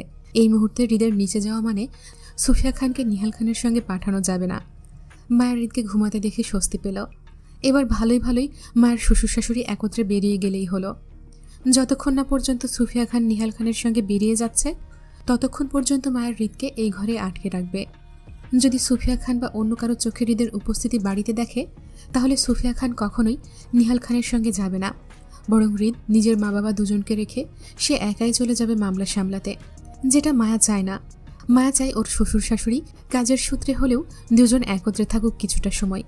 এতে যদি দুজনের মান অভিমানের পাল্লা খানিকটা কমে আসে। মায়া বিছানায় শায়িত হৃদকে দেখে বন্ধ রুমের পর্দার দিকে এগিয়ে গেল। হৃদের রুমে জানালা নেই, দেয়ালের একটা পাশ কাচের তৈরি, সেখান থেকে আলো ছড়ায় ঘরে। কাচের দেয়ালে একটা দরজাও আছে, যেটা ঠেলে মায়া বারান্দায় যাওয়া আসা করে। মায়া ঘরে আলো ছড়াতে চেয়ে পর্দা টেনে ধরেও ছেড়ে দিল। অন্ধকার রুমটা আলোকিত করলেই তো মায়ের স্বামীর ঘুম ভেঙে যাবে। তখন এই লোককে মায়া ধরে বেঁধেও রাখতে পারবে না ঘরে, কাজের ব্যস্ততায় চলে যেতে চাইবে, যেটা মায়া এই মুহূর্তে চায় না। মায়া চাইলেও হৃদ আরও কিছুক্ষণ ঘুমাক, অন্তত মায়ের শ্বশুর শাশুড়ি যতক্ষণ পর্যন্ত না চলে যায় ততক্ষণ পর্যন্ত এই লোক ঘুমাক। মায়া হাতের পর্দাটা ছেড়ে দিয়ে ঘাড় ঘুরিয়ে তাকালো হৃদের উন্মুক্ত পিঠের দিকে। খানবাড়ি ভর্তি মেহমান হলেও কেউ এই সাত সকালবেলা ঘুম থেকে ওঠে না, গুটি কয়েকজন মানুষ ছাড়া। সামনে নির্বাচনের ব্যস্ততায় খানবাড়ির ছেলেদের সকাল সকাল বেরিয়ে যেতে হয় বলে আজকাল সুফিয়া খান ও হেনা খানের সঙ্গে মায়াও ভরে ওঠে। কিন্তু বিগত 2 দিন যাবৎ মায়ের রাতে ঘুম কম হয় বলে মায়াকে দিনেও সময় নিয়ে ঘুমাতে হয়। মায়ের রাত জাগার কারণটা অবশ্য হৃদ নিজেই, না নিজে ঘুমায় আর না মায়াকে রাতে ঘুমাতে দেয়। শেষ রাতে দুজন ঘুমাতে গিয়ে হৃদের এত বেলা অবধি শুয়ে থাকার কারণ। আর নয়তো হৃদ সবসময়ের মতো 7টা নাগাদ ঘুম থেকে উঠে যেত। অথচ সেই হৃদ বিগত 2 দিন যাবৎ শত ব্যস্ততা মাথার উপর রেখেও সে দিব্যি নিদ্রায় ব্যস্ত থাকে অনেক বেলা অবধি। মায়া হাতের পর্দা ছেড়ে এগিয়ে গেল হৃদের দিকে। বলিষ্ঠ দেহে হৃদ উপর হয়ে বালিশের উপর মাথা রেখে ঘুমিয়ে আছে। হৃদের শক্তপোক্ত পিঠে বেশ কিছু আপত্তিকর দাগ মায়ের চোখে পড়তেই মায়া হৃদের পিঠের ওপর ঝুঁকে গেল। আলতো হাতে হৃদের পিঠে স্পর্শ করে মায়া সেইখানটায় ঠোঁট ছোঁয়ালো। হৃদের শরীরের স্মেল বরাবরই মায়াকে ভীষণ টানে। মায়া মনোমুগ্ধের মতো হৃদের উন্মুক্ত পিঠে পরপর বেশ কয়েকবার ঠোঁট ছুঁয়ে ওপরে উঠল। হৃদের গালে শক্ত করে চুমু খেয়ে কানে কানে ফিসফিস করে বলল, আমার খুব পছন্দের মানুষ আপনি নেতা সাহেব। আপনাকে পেয়ে দুনিয়াটা আমার স্বর্গ সুখের মনে হয়। আপনি শুধু আমার সঙ্গী নন, আমার সোলমেটও। আপনাকে ভীষণ ভালোবাসি আমি। আই লাভ ইউ আমার নেতা সাহেব। কথাটা বলেই মায়া হৃদের কানে চুমু খেয়ে উঠে দাঁড়ালো। খুব স্বাভাবিকের ন্যায় চলে যেতে গিয়ে পেছনে ঘুরতেই হৃদ দক্ষ হাত বাড়িয়ে তৎক্ষণাৎ মায়ের চুলের বেনি টানতেই মায়া মৃদু চিৎকার করে খেয়ে হারিয়ে পড়ল হৃদের ওপর। হৃদ তৎপর করে মায়াকে টানল নিজের বাহু বেষ্টনীর ভেতর। 2 হাতে মায়াকে জাপটে জড়িয়ে ধরে মায়ের গলায় মুখ ডুবাতেই মায়া ছটফট করে উঠল নিজেকে ছাড়াতে চেয়ে। হৃদ ঘুমন্ত গলায় বিরক্তির রেশ টেনে বলল, ডোন্ট ডিস্টার্ব মি হৃদ। হৃদের ভারী আওয়াজে মায়া খানিকটা দমে যায়। শিরশির করে ওঠে মায়ের পায়ের তলপৃষ্ঠ। ভয়ত মায়া শুকনো ঢোক গিলে বলল, প্লিজ ছাড়ুন, যেতে দিন আমাকে। No please. হৃদ ভারী আওয়াজে মায়ের সঙ্গে ঘনিষ্ঠতা বাড়িয়ে বলল, ঘুমিয়েছিলাম, ভালো লাগেনি তোমার। Now I want you one more time.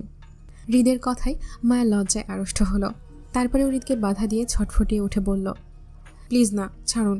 আমি বারবার গোসল করতে পারবো না। আমার চুল এখনও ভেজা, শুকায়নি, দেখুন। মায়ের কথায় হৃদ আগের মতোই বিরক্তি গলায় বলল, বেয়াদব মহিলা, বিবাহিত মেয়েদের বারবার গোসল করার নিয়ম আছে। এতে পাবলিক মাইন্ড করবে না, বরং তোমার গোসল না করা নিয়ে পাবলিক মাইন্ড করতে পারে।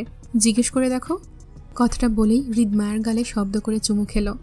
পরপর মায়ের অন্য গালে ঠোঁট ছুঁয়ে গলায় নেমে যেতেই মায়ের হৃদকে ফের বাধা দিয়ে বলল, আপনার যত সব ধান্দাবাজি কথা, ছাড়ুন আমাকে। সবাই আপনার জন্য নিচে অপেক্ষা করছে, যাবেন না সেখানে? না। হৃদের অসম্মতিতে মায়া নিজেকে ছাড়াতে চেয়ে এতক্ষণের লুকিয়ে রাখা কথাগুলো হৃদকে বলে দিল। কারা যেন আপনাদের নামে মামলা করেছে, সেজন্য আব্বু আম্মু থানায় যাচ্ছে, আপনি যাবেন না? মায়া সত্যিটা হৃদকে বলতে চায়নি, কিন্তু এই মুহূর্তে মায়া হৃদের সঙ্গে আটকে থাকতে চায় না বলে বাধ্য হয়ে সত্যিটা বলতে হলো।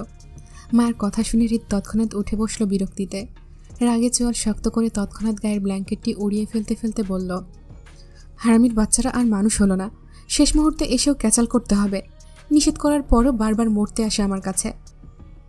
হৃদের মেজাজি কথায় মায়া বোকার মতো তাকিয়ে শোয়া থেকে উঠে বসল। হৃদ খালি গায়ে ট্রাউজার প্যান্ট পরে ওয়াশরুমের দিকে যেতে যেতে মায়ের উদ্দেশ্যে বলল, আমার কাপড় বের করো হৃদ, কুইক। মায়া হৃদকে পেছনে ডেকে বলল, আপনি গোসল করবেন না?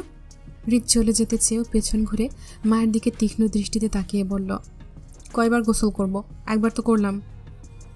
মায়া সরলভাবে বলল, আপনার তো সকালে গোসল করার অভ্যাস আছে, তাই বললাম আর কি। মায়ের কথায় হৃদ সামনে ঘুরে যেতে যেতে সোজাসাপটা উত্তরে বলল, সকালের গোসল রাতে করা শেষ। সকালে আমি ভার্জিন, সেজন্য গোসল নট অ্যালাউ। হৃদের কথায় মায়া মুখ বাঁকালো। এত কিছু করেও মানুষ ভার্জিন কিভাবে হয়, আজব। হৃদ ওয়াশরুমে ঢুকতেই মায়া অগোছালো বিছানা গুছালো। হৃদের জন্য সাদা পাঞ্জাবি নামিয়ে রাখল। এর মাঝে মায়ের শ্বশুর শাশুড়ির অবস্থান জানতে দৌড়ে একবার নিচে গিয়ে দেখল সুফিয়া খান আর নিহাল খান ততক্ষণে সবে প্রস্তুতি নিচ্ছিল বেরিয়ে যাওয়ার। তাদের আরও 15-20 মিনিটের মতো সময় লাগবে বের হতে। ততক্ষণে হৃদও নিশ্চয়ই ফ্রেশ হয়ে নিচে চলে আসবে। বাবা মার সঙ্গে হৃদের অনায়াসেই দেখা হয়ে যাবে, আর সুফিয়া খানের সঙ্গে নিহাল খানকে পাঠানো যাবে না। চিন্তিত মায়া কী করবে ভেবে না পেয়ে পুনরায় তাড়াহুড়ো করে রুমে আসলো হৃদকে আটকাতে। ততক্ষণে হৃদ ফ্রেশ হয়ে গায়ে পাঞ্জাবি জড়িয়েছে। আয়নার সম্মুখে দাঁড়িয়ে চুল সেট আপ করে শরীরে পারফিউম মাখতেই মায়াকে দেখলো তাড়াহুড়ো করে রুমে ঢুকতে। হৃদ আয়না দিয়ে মায়াকে পর্যবেক্ষণ করে বলল, কি সমস্যা, এভাবে দৌড়াচ্ছ কেন? চিন্তিত মায়া হৃদের দিকে এগিয়ে গেল। যেভাবেই হোক হৃদকে 20 মিনিট রুমে আটকে রাখতে চায় সে, কিন্তু কিভাবে কি করবে বুঝতে না পেরে মায়া হৃদের পেটের কাছটার পাঞ্জাবি মুঠোয় চেপে মিনমিন করে বাহানা বানিয়ে বলল, আমার না আপনার প্রতি খুব প্রেম প্রেম পাচ্ছে। মায়ের কথায় হৃদ কপাল কুঁচকে মায়ের মুঠোয় চেপে ধরা হাতটার দিকে তাকালো। একটু আগেই তো এই নারী তার থেকে নিজেকে ছাড়াতে চেয়ে ছটফট করছিল, আর এখন হুট করেই তার প্রতি প্রেম প্রেম পাচ্ছে। এত ভদ্র তো এই নারী না। হৃদ অবিশ্বাস্য গলায় মায়ের দিকে তীক্ষ্ণ দৃষ্টিতে তাকিয়ে বলল, আপনার প্রেম প্রেম পাওয়ার পেছনে কি কাহিনী ম্যাডাম? সহজে ধরা দেওয়ার মানুষ তো আপনি না। মতলব বলুন। কোনো মতলব নেই, সত্যি বলছি। আপনাকে দেখলেই আমার প্রেম প্রেম পায় শুধু। কিন্তু আমার স্বামী, তাই আমার হক আছে আপনার প্রতি প্রেম ভালোবাসা দেখানোর। মায়ের কথায় হৃদ গলল না, বরং আগের নাই বলল, ওকে ম্যাডাম, কোনো সমস্যা নেই। মনকে আপাতত তালা মারুন। আপনার হক তোলা রইল 2 দিনের জন্য। নির্বাচন শেষে আপনাকে নিয়ে দেশ ছাড়ব আমি। তখন আপনার সব ধরনের হক মনোযোগ সহকারে আদায় করব। তারপরও এখন না, আমার সময় নেই। মায়া হৃদের দেশ ছাড়ার কথাটা তেমন লক্ষ্য করেনি হৃদকে আটকানোর চিন্তায়। হৃদ মায়াকে ফিরিয়ে দিতেই মায়া ফের হৃদের পাঞ্জাবি মুঠোয় চাপল। হৃদকে আটকাতে চেয়ে নতুন ফোন দিয়ে এটে মিনমিন করে বলল, তাহলে আমি আপনার সাথে যাব, আমাকে নিয়ে চলুন। হৃদ খানিকটা বিরক্ত হলো মায়ার ওপর। নির্বাচনের শেষ সময়টা খুব ব্যস্ততায় যায় হৃদের। ব্যস্ততায় হৃদ কোথায় থেকে কোথায় যাবে ঠিক নেই, সেটা হৃদ নিজেও জানে না। নির্বাচনের আগে হৃদের এই 2 দিন বাড়ি ফেরা পর্যন্ত হবে না। সেখানে হৃদ মায়াকে নিয়ে কোথায় যাবে সে? হৃদ মায়ের কথায় খানিকটা বিরক্তি গলায় বলল, হৃদ, আমি সমাবেশে যাচ্ছি। হৃদের কথায় তৎক্ষণাৎ উত্তর আসলো মায়ার। মিনমিন সুরে বলল, তাহলে আমিও যাব আপনার সাথে। হৃদ মায়ের হাত ছাড়িয়ে নিতে নিতে বলল, মেজাজ খারাপ করো না হৃদ, আমি সমাবেশে যাচ্ছি, আর সমাবেশে মেয়েরা যায় না, জেদ করো না। কথাটা বলেই হৃদ মায়ের পাঞ্জাবি থেকে হাত ছাড়িয়ে নিয়ে সামনে হাঁটতে চাইলে মায়া পুনরায় হৃদের পাঞ্জাবি টেনে ধরতে ধরতে বলল, আমাকে না নিয়ে গেলে আমি আপনাকে ভোট দেব না, কিন্তু তোমার ওই একটা ভোট লাগবেও না আমার, সরো। মায়া ফের হৃদের পথ আটকে দাঁড়ালো। 2 হাতের মুঠোয় হৃদের পাঞ্জাবি চেপে বলল, একটা ভোট কেন হবে? আমি, জুই, আরিফ ভাই, আমরা কেউ আপনাকে ভোট দেব না কিন্তু। হৃদ বিরক্তিতে ছাড়া মেরে মায়ের দিকে তীক্ষ্ণ দৃষ্টিতে তাকিয়ে বলল, তোমার ভোটাধিকার হয়েছে? ভোটাধিকার হতে হবে কেন? আমি দেশের একজন সচেতন নাগরিক হিসেবে আপনাকে জাল ভোট দেব? হৃদ মায়ের কপালে টোকা দিতে দিতে বলল, এমন নাবালিকা নাগরিকের ভোট কেন্দ্রে পৌঁছাবে না ম্যাডাম। আগে বড় হন, তারপর ভোট দিতে আইসেন। সরেন এখন, রাস্তা দিন। হৃদ চলে যেতে চাইলে মায়া আবারও হৃদের পাঞ্জাবি টেনে বাহানা বানিয়ে বলল, শুনুন না প্লিজ, আমার সত্যি সত্যিই আপনার প্রতি ভীষণ প্রেম পাচ্ছে। আপনি আমাকে না নিয়ে যান, অন্তত একটু সময় তো দিয়ে যাবেন প্লিজ। বেশি না, একটু রোমান্স করবো আপনার সাথে, প্রমিস। মায়ের কথায় হৃদের দৃষ্টি গাঢ় হলো অবিশ্বাসে। যে মেয়ে ধরলে শুধু পালাই পালাই করে, সেই মেয়ে স্বেচ্ছায় বারবার রোমান্সের প্রস্তাব রাখছে হৃদের কাছে। বিষয়টা আসলেই সন্দেহজনক। হৃদ মায়ের দিকে সন্দেহপূর্ণ দৃষ্টিতে তাকিয়ে বলল, কী ব্যাপার ম্যাডাম, মতিগতি তো ভালো না, কি চলে মাথায়? আপনি চলেন শুধু, তাই? বিশ্বাস তো হচ্ছে না। আমি যাই করি আপনি খালি সন্দেহ করেন, ভালোবাসেন না। আপনি বসুন, আমি রোমান্স করব, তাহলে আপনার বিশ্বাস হবে। বসুন। সামনে থেকে বইয়ের রোমান্সের প্রস্তাব পেয়ে হৃদ অবিশ্বাসে বিছানায় বসলো বলতে মায়া নিজেই ঠেলে হৃদকে বিছানায় বসালো। হৃদ তখনও সন্দেহপূর্ণ দৃষ্টিতে মায়ের দিকেই তাকিয়ে। বউ তার কী রোমান্স করবে এক মুহূর্তের জন্য হৃদও দেখতে চায়। একটু আগেই তো হৃদ এই নারীকে কাছে টানতে চেয়েছিল, তখন কতই তালবাহানা করে হৃদের থেকে নিজেকে ছাড়ালো। আর এখন হৃদ চলে যেতে চাইছে, সেখানে এই নারী নিজে থেকেই হৃদের পথ আটকে দাঁড়াচ্ছে বারবার রোমান্সের প্রস্তাব দিয়ে। মানে বিষয়টা আসলে সন্দেহজনক হৃদের কাছে। মায়া হৃদকে বিছানায় বসিয়ে গায়ের ওড়না খুলে মাথায় হিজাবের মতো গোল করে বেঁধে নিতেই হৃদ সন্দিহান দৃষ্টিতে মায়ের কার্যক্রম লক্ষ্য করে বলল, কি ব্যাপার, রোমান্স করতে কাপড় খুলতে হয়, তুমি বাঁধছো কেন? মায়ের হৃদের কথায় তৎক্ষণাৎ উত্তর দিয়ে বলল, রোমান্স করার আগে আমাকে সতেজ হতে হবে। আমি এখন শুকিয়ে আছি, আমার বড্ড পানির তৃষ্ণা পেয়েছে। নিচে যাব ঠান্ডা পানি পান করতে। ফিরে আসবো 1 মিনিটের ভেতর, তারপর দুজনের ওড়াধুরা রোম্যান্স চলবে। আপনি বসুন, আমি আসছি। কেমন ভণ্ডামি করো আমার সাথে? এই রুমে ফ্রিজ আছে, সেখানেই ঠান্ডা পানি পাবে তুমি, নিচে যেতে হবে না। হৃদের কপট রাগে মায়া হৃদকে তেল মারার মতো করে বলল, আপনি বড্ড অধৈর্য, কিচ্ছু বোঝেন না। আপনার জন্য বিশেষ রোম্যান্সের সারপ্রাইজ আছে। আমি নিচে না গেলে হবে না, আপনি বসুন, আমি ফিরে এসে রোম্যান্স করব। খবরদার কোথাও যাবেন না কিন্তু, আমি এক্ষুনি আসছি। মায়া আসছি বলে হৃদকে রুমে বসিয়ে রেখে উধাও হয়ে গেল। মায়া 1 মিনিটে ফিরে আসার কথা বলে হৃদকে প্রায় 40 মিনিটের বেশি বসিয়ে রাখলো রোম্যান্সের আশা দিয়ে। হৃদ অবশেষে অধৈর্যের মতো উঠে দাঁড়ালো। সে খুব করে বুঝতে পারছে তার বউ ভণ্ডামি করেছে, তার সাথে রোম্যান্সের কথা বলে ধোঁকা দিয়েছে। কিন্তু হৃদ জানে না মা এই কাজটা কেন করলো। হৃদ রেগে মেগে নিচে নামতেই মায়াকে দেখতে পেল বসার ঘরে হেনা খান আর নিজের মা রেহেনা বেগমকে ট্রেতে তুলে নাস্তা দিতে। মায়া যে হৃদকে রুমে বসিয়ে এসেছে সেই খবর মায়ার নেই। সে দিব্যি হেনা খান আর রেহেনা বেগমকে নাস্তা দিতে ব্যস্ত। মায়া নাস্তার প্লেট রেখে খালি ট্রে নিয়ে চলে যেতে গিয়ে ক্রসিং পথে হৃদের দেখা পেতেই মায়া হৃদকে দেখে আশ্চর্য হওয়ার মতো করে বলল, সে কি, আপনি এখনও যাননি? এতক্ষণ রুমে কি করছিলেন? মায়ের কথায় হৃদ দাঁতে দাঁত পিষল। হেনা খানের সঙ্গে রেহেনা বেগমও মায়ের কথায় হৃদের দিকে তাকালো। হৃদ হেনা খান আর রেহেনা বেগমকে একত্রে দেখে মায়াকে কিছুই বলল না, বরং 2 হাত মুষ্টিবদ্ধ করে রাগে কটমট করল। মায়াকে এড়িয়ে হৃদ চলে যেতেই মায়ের ঠোঁট উল্টায়। মূলত মায়ের সত্যিই মনে ছিল না সে হৃদকে রুমে বসিয়ে এসেছিল, ব্যস্ততায় হৃদের কথা ভুলেই বসেছিল মায়া। এছাড়া তখন মায়ের নিচে নেমে সুফিয়া খানকে দেখল নিহাল খানের সঙ্গে বেরিয়ে যেতে। মায়ের মিশন সাকসেসফুল হওয়ায় মায়া আর রুমে ফেরেনি। মায়ের মিশন সাকসেসফুল না হলেও মায়া আর দ্বিতীয়বার রুমে যেত না। হৃদকে আটকানোর জন্য মায়া তখন রোম্যান্সের মিথ্যা বাহানা বানিয়েছিল। হৃদ রাগে চোয়াল শক্ত করে পার্কিং এরিয়ায় যেতেই আয়নের দেখা পেল রাদিফের সঙ্গে। রাদিফের সঙ্গে আয়নও জানত হৃদ বাড়িতে আছে সেইটা, সেজন্য মূলত ওরা দুজন হৃদের অপেক্ষায় দাঁড়িয়েছিল। হৃদ আশপাশে আসিফকে না দেখে হাঁক ছেড়ে ডাকলো আসিফকে, আসিফ কই তুই, গাড়ি বের কর। হৃদের গলা কানে যেতেই কিছু দূর দাঁড়িয়ে থাকা রাদিফ পার্কিংয়ের দিকে দৌড়ে এসে বলল, ভাই, আসিফ ভাইকে মুরাদপুরে পাঠানো হয়েছে। তোমাকে কল দিয়েছিল আসিফ ভাই, কিন্তু তোমার ফোন বন্ধ থাকায় বলে যেতে পারেনি। রাদিফের কথায় হৃদ উত্তর করল না। 2 রাত ধরে হৃদ ইচ্ছাকৃতভাবেই নিজের ফোনের সঙ্গে মায়ের ফোনটাও বন্ধ করে রাখে, যাতে কেউ ডিস্টার্ব করতে না পারে। বউকে নিয়ে একান্ত সময়ে কারো ডিস্টারবেন্স পছন্দ নয় বলে সে এমনটা করে। রাদীপ তাদের গাড়ি বের করতে বলে সে পার্কিংয়ের দিকে দাঁড়ালো। হৃদ গাড়ির উদ্দেশ্যে কিছুটা দূরে দাঁড়াতেই আয়ন হৃদের মুখোমুখি দাঁড়াতে দাঁড়াতে তীক্ষ্ণ গলায় বলল, কী ব্যাপার ভাই, আজকাল তোর ফোন বন্ধ থাকে কেন? তুই ফোন বন্ধ করে রাখার মানুষ তো না। কত কল করলাম তোকে, পেলাম না কেন? কাহিনী কি বলতো? কোনো কাহিনী নেই, প্রয়োজনে ফোন বন্ধ রেখেছিলাম, ব্যাস। এবার সর সামনে থেকে।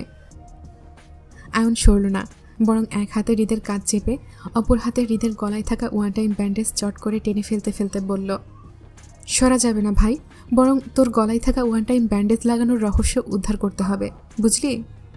এসব গলায় লাগিয়ে ঘুরিস কেন বলতো? বউ কামড়ায় সেজন্য?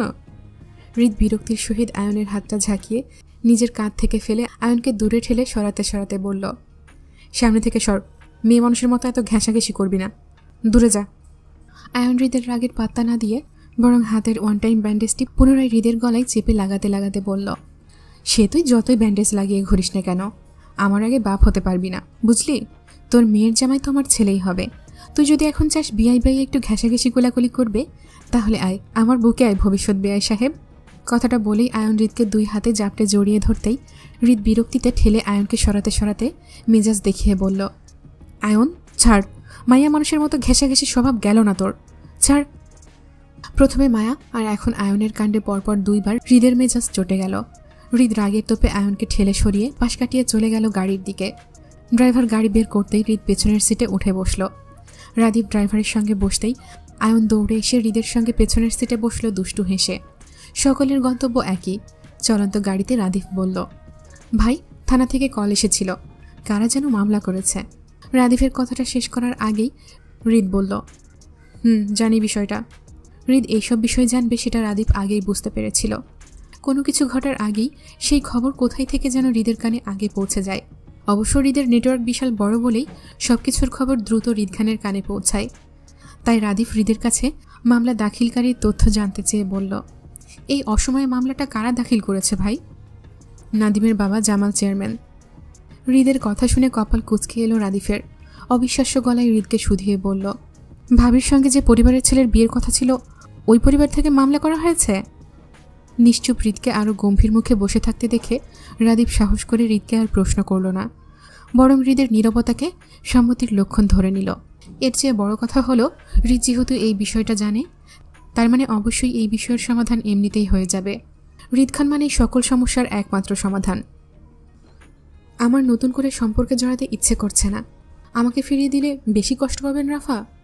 থমথমে মুখে কথাটি বলে নাদিম রাফার দিকে তাকালো। নত মস্তিষ্কের রাফা ঠোঁট কামড়ে নিজের কান্না আটকাতে চাইল, কিন্তু চোখের অশ্রুকণাই বারবার গাল ভিজে উঠছিল বলে রাফা আনাড়ি হাতে বারবার নিজের গাল মোছে। নাদিমের সামনে নিজেকে আর দুর্বল দেখাতে চায় না রাফা। অনেক তো ভালোবাসার পেছনে ছুটে আত্মসম্মান খোয়াতে হলো রাফাকে। এবার না হয় ভালোবাসার পিছু ছাড়ল সে। যে চলে যেতে চায় তাকে কি বেঁধে রাখা যায়? যায় না। রাফাও আর নাদিম নামক মানুষটার পেছনে ছুটবে না। নত মস্তিষ্কের রাফা নিজের গাল মুছতে মুছতে খানিকটা শক্ত হতে চেয়ে নাদিমকে বলল, আপনার চলে যাওয়ার হলে আপনি যেতে পারেন, আমি কষ্ট পাবো না। রাফার কথায় নাদিম অনুতপ্ত হলো। সে জানে রাফা কতটা চায় তাকে, কিন্তু এর চেয়েও কয়েক গুণ বেশি সে মায়াকে চায়। মায়া নাদিমের বাল্যকালের ভালোবাসা, যাকে ভোলা এত সহজ নয়। নাদিম জানে ভালোবাসার মানুষকে হারানো কতটা বেদনাদায়ক। সেজন্য নাদিম রাফাকে ফিরিয়ে দিতেও অপরাধবোধে ভুগছে। এই রাফা তার বিপদে দিশেহারা হয়েছিল।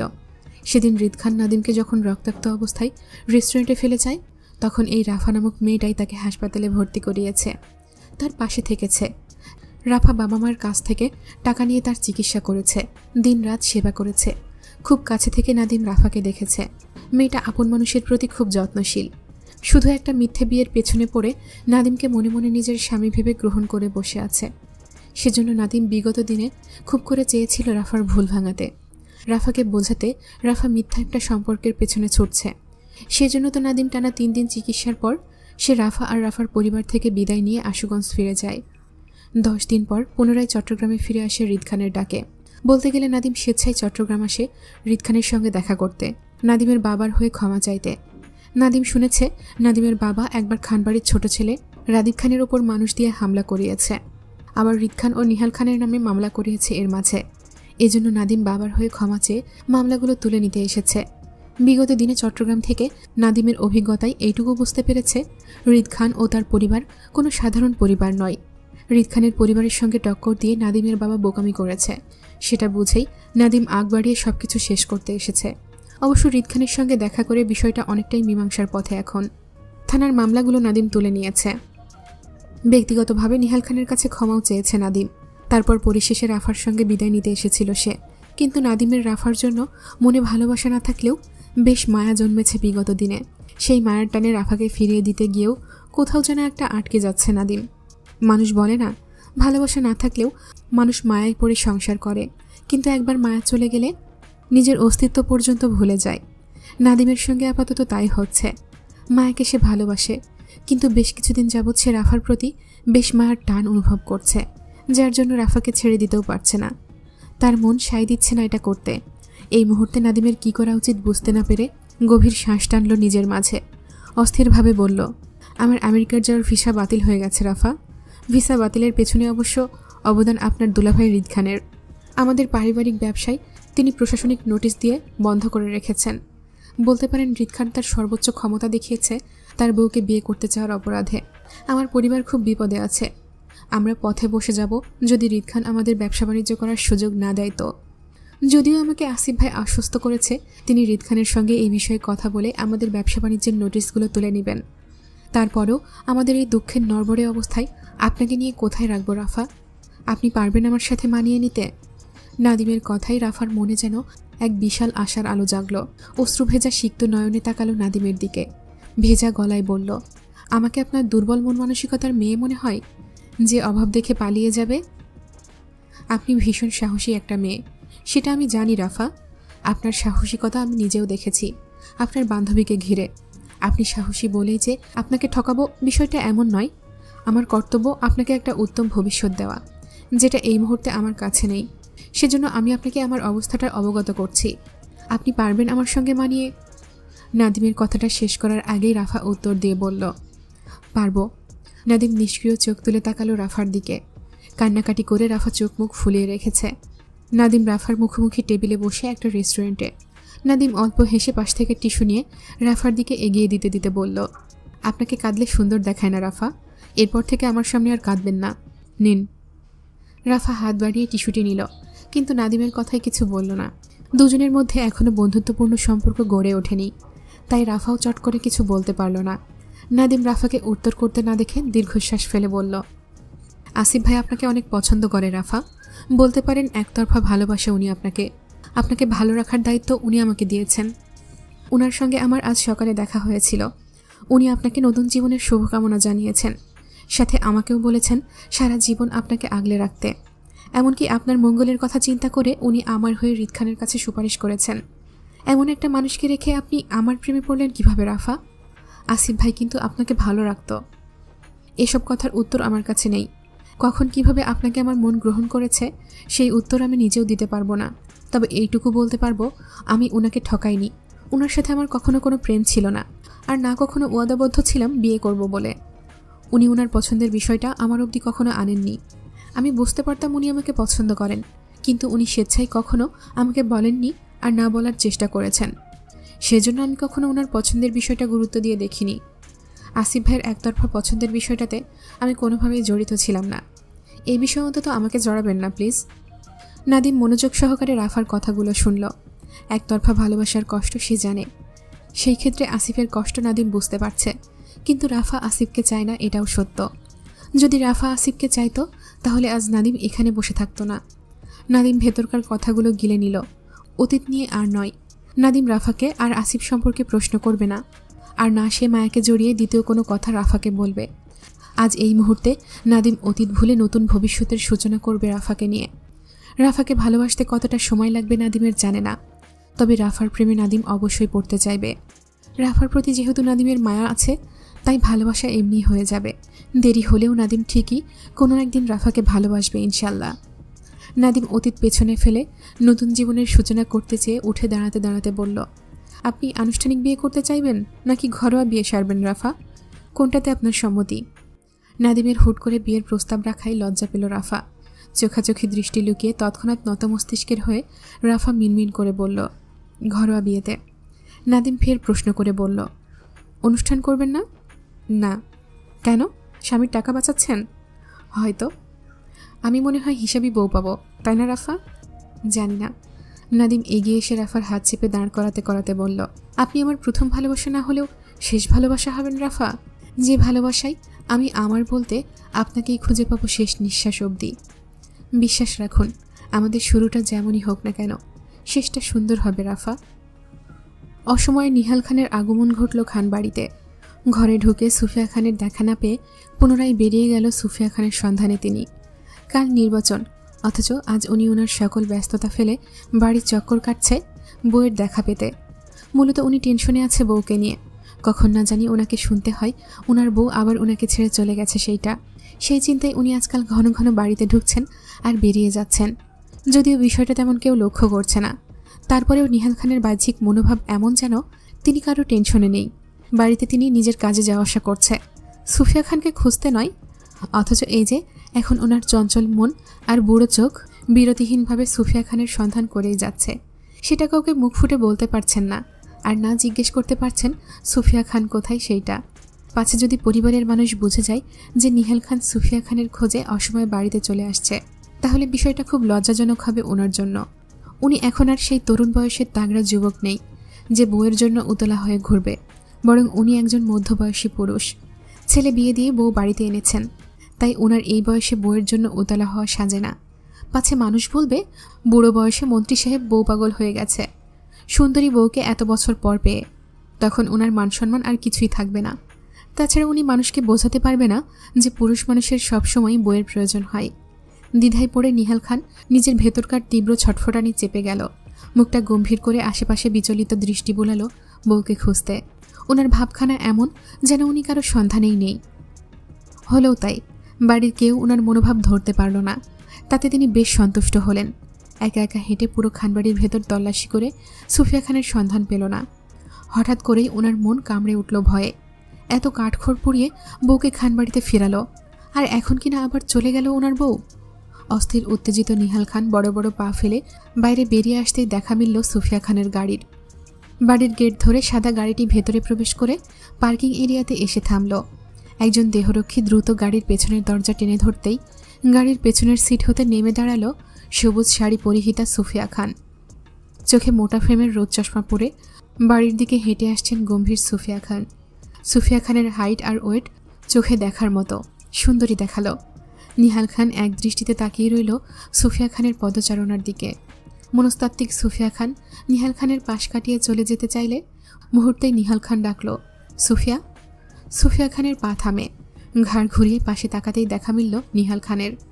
যদিও সুফিয়া খান নিহাল খানের সঙ্গে তেমন একটা কথা বলেন না, তবে কাল পুলিশ কেসটা নিয়ে বেশ কয়েকবার কথা হয়েছে দুজনের। সেই সুবাদে তিনি অল্প স্বল্প কথা বলেন নিহাল খানের সঙ্গে। যদিও কাল সুফিয়া খান ঢাকায় ফিরতে পারেননি। আজও যাবেন না হৃদের কথাই। কাল নির্বাচনের ফলাফল জেনে ওনাকে রাতের ফ্লাইটে ঢাকা যেতে বলেছে হৃদ। সেই সুবাদে সুফিয়া খানও হৃদকে নিয়ে বেশ গর্বিত। সুফিয়া খান নিহাল খানের ডাকে এগিয়ে এসে নিহাল খানের মুখোমুখি দাঁড়াতে দাঁড়াতে কপাল কুঁচকে বললেন, তোমার না গায়ে জ্বর ছিল, কমেছে? কথাগুলো বলতে বলতে সুফিয়া খান নিহাল খানের কপালে নিজের হাতের উল্টো পিঠ ছুঁয়ে তাপমাত্রা চেক করল। কাল হঠাৎ জ্বর ওঠায় থানা থেকে নিহাল খানকে হাসপাতালে নিয়ে গিয়েছিল সুফিয়া খান। রাতে জ্বরের তাপমাত্রা বাড়তেই নিহাল খানকে বাড়িতে পাঠিয়ে দেয় হৃদ। সকালে যদিও সুফিয়া খান নিহাল খানের খোঁজ নিয়েছিল, কিন্তু তখন নিহাল খান ঘুমিয়েছিল বলে সুফিয়া খান প্রয়োজনীয় কাজে বাড়ির বাইরে গিয়েছিল। আর এখন সময় 3টা নাগাদ। এর মাঝে নিহাল খানের খোঁজ সুফিয়া খানের কাছে ছিল না, বিধায় তিনি বর্তমানে দাঁড়িয়ে নিহাল খানকে উক্ত কথাগুলো জিজ্ঞেস করলেন। কিন্তু তখনও বেখেয়ালি নিহাল খান ঘোর লাগা দৃষ্টিতে সুফিয়া খানের দিকে তাকিয়ে থেকে বললেন, তুমি অনেক সুন্দর সুফিয়া। নিহাল খানের কথায় সুফিয়া খানের মনোভাব পরিবর্তন হলো না, বরং আগের ন্যায় কপাল কুঁচকে চোখের রোদ চশমাটা খুলে হাতে নিতে নিতে বলল, সেটা তোমার বুড়ো বয়সে এসে চোখে পড়ল? সুফিয়া খানের খোঁচা মারা কথাই থতমত খেয়ে গেল নিহাল খান। মুখটা ছোট করে থমথমে গলায় বলল, আমি বুড়ো হয়ে গেছি সুফিয়া? সুফিয়া খান এক কদম বাড়িয়ে নিহাল খানের সঙ্গে ঘনিষ্ঠ হয়ে দাঁড়ালো। নিহাল খানের দৃষ্টিতে দৃষ্টি রেখে কটাক্ষ করে বলল, কোনো সন্দেহ আছে তোমার? তুমি আমাকে আর ভালোবাসো না সুফিয়া? না। আমি বুড়ো হয়ে গেছি তাই? হ্যাঁ। আমি তোমাকে আজও ভালোবাসি সুফিয়া, আমি তোমাকে আজও ভালোবাসি সুফিয়া, সেই আগের মতো। সুফিয়া খান নিহাল খানের কথায় মনোযোগী না হয়ে বলল, সেটা তোমার সমস্যা, আমার না। সুফিয়া খানের কথায় নিহাল খান বেশ আকুতির স্বরে বলল, চলো না সুফিয়া, সব কিছু ভুলে আবার একত্রে হয়ে যাই। অনেক তো হলো মান অভিমান, আমি শেষ বয়সে তোমাকে পাশে চাই, থেকে যাও না আমার কাছে। এবার আর অযত্ন করব না তোমার, খুব যত্নে রাখবো তোমাকে। আমাকে আর একটাবার ক্ষমা করে দিয়ে থেকে যাও না আমার কাছে সুফিয়া। নিহাল খানের আকুতির স্বরে মন নরম হলো না সুফিয়া খানের, বরং নিহাল খানের চোখে চোখ রেখেই বলল, তোমার সাথে আমার 15 বছরের হিসেব বাকি নিহাল। তুমি জানো আমি হিসেবে কতটা পাকাপোক্ত। আপাতত তোমাকে ক্ষমা করতে পারছি না। তোমার জন্য আমার জীবনের 15টা বছর নষ্ট হয়েছে। আমার জীবনের 15টা বছর ফিরিয়ে দিতে পারলে অবশ্যই তোমাকে গ্রহণ করব আমি, আর নয়তো জীবনের বাকি দিনগুলো নিঃসঙ্গে কাটাবে তুমি। সুফিয়া খানের কথায় বেশ অনুতপ্ত হলো নিহাল খান। তারপরেও হাল ছাড়ল না, বরং জেদি গলায় বলল, তোমাকে যখন খানবাড়িতে ফেরাতে পেরেছি তখন পিছু ছাড়ব না সুফিয়া। নিঃসঙ্গ রাত আমার একা ঘুমাতে ইচ্ছে করে না তুমি হিনা। তুমি দেখে নিও সুফিয়া, তুমি যেখানে যাবে আমিও তোমার পিছু পিছু ছুটব। তুমি আমাকে কতদিন ফেরাবে সেটা আমিও দেখে নেব। খানবাড়ি জুড়ে এখন উৎসবের আবহ। নিহাল খানের বিশাল জয়। ভোটের ফলাফল ঘোষণা করার পর থেকেই গোটা এলাকায় যেন আনন্দের ঢেউ লেগেছে। পাড়ায় পাড়ায় বাজছে বিজয়ের গান, চলছে মিষ্টিমুখ, আর সবার মুখে একটাই নাম, নিহাল খান। এই উৎসবের মাঝেই হৃদের উপস্থিতি। গত 2 দিন ধরে বাবার নির্বাচনের ব্যস্ততায় সে বাড়ি ফিরতে পারেনি, আর না মায়ের সঙ্গে কথা হয়েছে। এই জনাকীর্ণ কোলাহলে হৃদের একটাই লক্ষ্য ছিল, সবকিছু যেন সুষ্ঠু হয়। হলেও তাই। হৃদের দৃঢ়তার ফলে সুষ্ঠু নির্বাচন এবং বিশাল জয়ের মাধ্যমে নিহাল খান রাজনৈতিক ময়দানে নিজের অবস্থান আরও দৃঢ় করলেন। জয়ের উল্লাসের দিন শেষে ধরণীতে রাত নামতেই খানবাড়ির পুরুষদের একে একে ক্লান্তিতে বাড়ি ফিরতে দেখা গেল। রাত তখন প্রায় মধ্যাহ্নে। হৃদকে তখনও বাড়ি ফিরতে দেখা গেল না। খানবাড়ির উৎসবের কোলাহল তখনও পুরোপুরি থামেনি।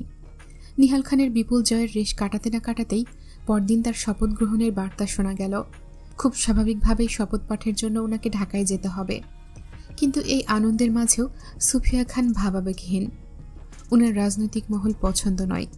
সেই 15 বছর আগেই নিহাল খান সুফিয়াকে ছেড়ে রাজনৈতিক জগৎকে বেছে নিয়েছিলেন বলেই তিনি আত্মসম্মান নিয়ে এক কাপড়ে স্বামীর ঘর ছেড়েছিলেন। আজও নিহাল খান সেই পথেই হাঁটছে। নিহাল খানের জয়ের উল্লাস সাক্ষী দেয় যে সুফিয়া খান আরও একবার নিহাল খানের রাজনীতির কাছে হেরে গেছেন। যদিও নিহাল খান আজকাল প্রকাশ করছেন যে তিনি সুফিয়া খানকে সঙ্গী হিসেবে চাইছেন, তবুও সুফিয়া খানের গুরুত্ব নিহাল খানের জীবনে তার রাজনীতির পরেই আসে। যেখানে সুফিয়া খান স্ত্রী হিসেবে স্বামীর প্রায়োরিটি লিস্টে প্রথম নন, সেখানে সুফিয়া খানের খানবাড়িতে নিহাল খানের জীবনে থাকাটা মূল্যহীন।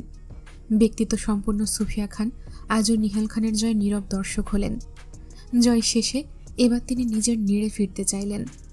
15 বছর আগে তিনি যেমন এক কাপড়ে এই খানবাড়ি ত্যাগ করেছিলেন, আজও তিনি সেই একই নীরব বিদ্রোহ নিয়ে এই বাড়ি ছাড়তে প্রস্তুত হলেন। কিন্তু বিপত্তি ঘটল মায়াকে নিয়ে। সকাল থেকে রাতভর মায়াকে সুফিয়া খানের পেছন পেছন ঘুরঘুর করতে দেখা যায় সার্বক্ষণিক।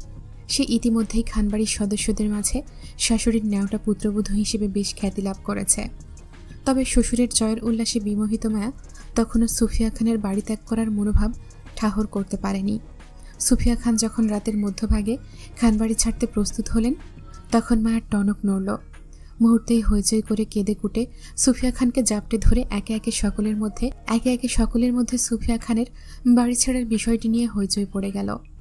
উল্লাসে মেতে থাকা পরিবেশটা মুহূর্তেই বিষাদে পরিণত হলো। বাড়ি ভর্তি মানুষ সুফিয়া খানকে ঘিরে উঠে দাঁড়ালো। সকলের একই বক্তব্য, সুফিয়া খানকে থেকে যাওয়ার জন্য আহাজারি করে। হেনা খান, আরাব খান, মায়া সহ সকলেই পথ আটকে দাঁড়াতে শক্ত সুফিয়া খান বিরক্তিতে কপাল কুঁচকায়। মায়া তখনও ওনাকে জাপটে ধরে কাঁদছে, যেতে দেবে না বলে। এই ব্যাপারটাই তিনি বেশ অতিষ্ঠ। ওনার পিছু পিছু মায়া সার্বক্ষণিক ঘুরঘুর না করলে হয়তো এতক্ষণে তিনি নিশ্চুপে চলে যেতে পারতেন। মায়ের জন্য সকলের দৃষ্টিতে ভিড়ল। বড় কথা হলো ওনার বয়োজ্যেষ্ঠ শ্বশুর শাশুড়িও সুফিয়া খানের পথ আটকে দাঁড়িয়ে। বিরক্তির সুফিয়া খান নিজের আশেপাশে সকলের ভিড় দেখে মায়াকে খানিকটা ধমকের সুরে বললেন, মায়া ছাড়ো, লেট হচ্ছে আমার। সুফিয়া খানের শক্ত গলায় মায়ের ডুকরে কেঁদে উঠে বলল, প্লিজ আম্মু, আমাদের ছেড়ে যাবেন না। আমরা সবাই আপনাকে ভীষণ ভালোবাসি। প্লিজ আমাদের সঙ্গে থেকে যান আম্মু। মায়ের কথায় সুফিয়া খান উপস্থিত সকলের দিকে এক পলক দৃষ্টি বুলালো। সকলেই কেমন অসহায় দৃষ্টিতে সুফিয়া খানের দিকে তাকিয়ে। ব্যাপারটাই তিনি বেশ অস্বস্তি বোধ করতেই মায়াকে তিনি আগের ন্যায় শক্ত গলায় বলল, আমি বিরক্ত হচ্ছি মায়া, ছাড়ো। সুফিয়া খানের কথায় মায়ের হাতের বাঁধন আরও দৃঢ় করল। শক্ত করে জড়িয়ে ধরে বলল, আমি ছাড়ব না আম্মু, আপনি বিরক্ত হলেও ছাড়ব না। আপনি হিনা গোটা খানবাড়ি শূন্য। প্লিজ আম্মু, আমাদের ছেড়ে যাবেন না। মায়ের কথায় খানবাড়ির সকলের সম্মতি জানালো। অস্থির উত্তেজিত ভঙ্গিতে সুফিয়া খানকে বোঝাতে চাইল এক একজন।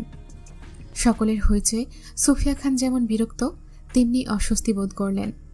এর মাঝে আরাব খান পরিস্থিতি বুঝে হাতের লাঠিতে ভর করে এগিয়ে এসে সুফিয়া খানের মুখোমুখি হয়ে দাঁড়াতে দাঁড়াতে বেশ গম্ভীর মুখে বললেন, তুমি কি সত্যি চলে যেতে চাও সুফিয়া? আরাব খানের কথায় সুফিয়া খান ঘাড় ঘুরিয়ে আরাব খানের দিকে তাকালেন। সোজা সাপটা উত্তরে বললেন, জি বাবা। সুফিয়া খানের উত্তরে ভারী দীর্ঘশ্বাস ফেলে আরাব খান সম্মতি দিতে দিতে বললেন, বেশ, তোমার কথাই রইল সুফিয়া, তোমাকে আর কেউ বাধা দেবে না এই নিয়ে। অনেক তো হলো, এসব আর কতদিন চলবে? তুমি বা নিহাল, তোমরা কেউ ছোট নও। তোমাদের ছেলেরা বড় হয়েছে, তাদের বিয়ে দিয়ে ঘরে বউ এনেছ, তারপরেও তোমাদের মনোমালিন্য শেষ হলো না। আমরা বুড়ো মানুষ, আজ বাদে কাল মারা যাব।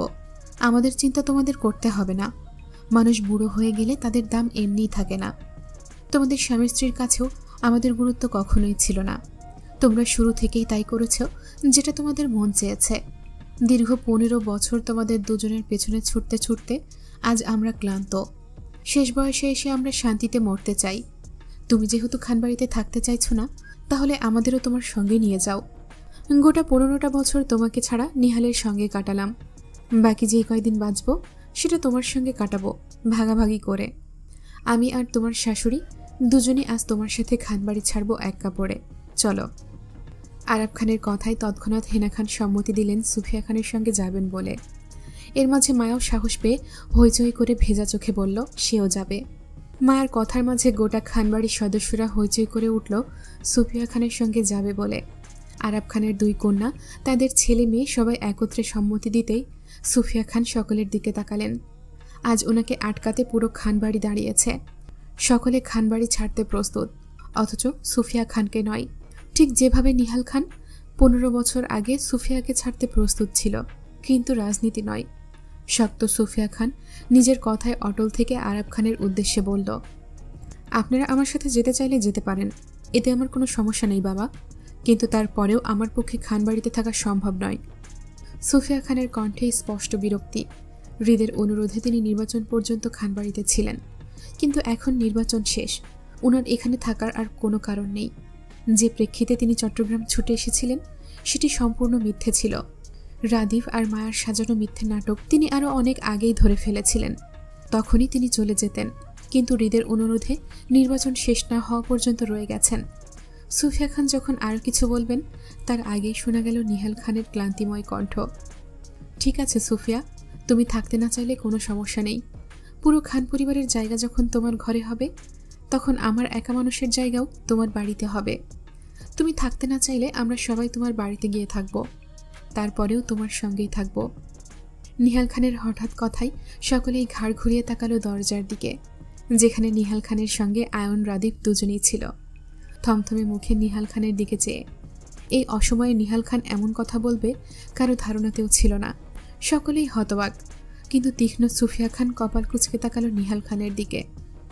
এরই মাঝে নিহাল খান এগিয়ে এসে সকলের সঙ্গে দাঁড়ালেন, তিনিও সুফিয়া খানের সঙ্গে বাড়ি ছাড়বেন বলে। পরিস্থিতি যখন বেশ থমথমে, তখনই খানবাড়িতে প্রবেশ করল হৃদ। গম্ভীর হৃদের বিগত 2 দিনের ছোটাছুটি আর মাথা ব্যথায় চোখ দুটো রক্তিম হয়ে আছে। এর মাঝে মা বাবার সঙ্গে পারিবারিক কলহের বিষয়টি তার কানে এসেছে।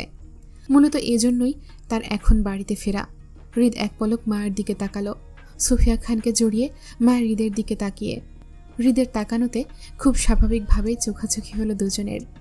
ক্লান্তিময় মুখ আর রক্তিম চোখে হৃদকে বেশ অন্যরকম দেখালো।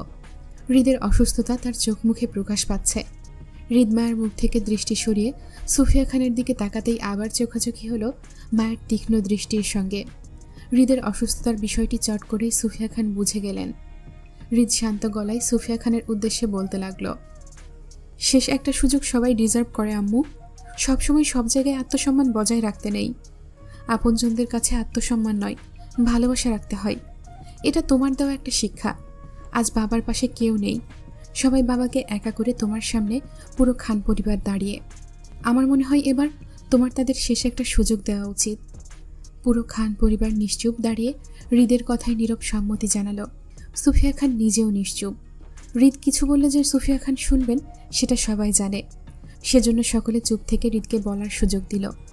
হৃদ পুনরায় একইভাবে বলল, আমার জীবনে দেখা উত্তম নারী তুমি। তোমার হাত ধরে অনেক কিছু শিখেছি। একটা পরিবার সংসার কিভাবে সামলাতে হয় সেটা তোমার থেকে ভালো এখানে কেউ জানবে না। এইসব পারিবারিক কলহ আর ভালো লাগছে না আম্মু।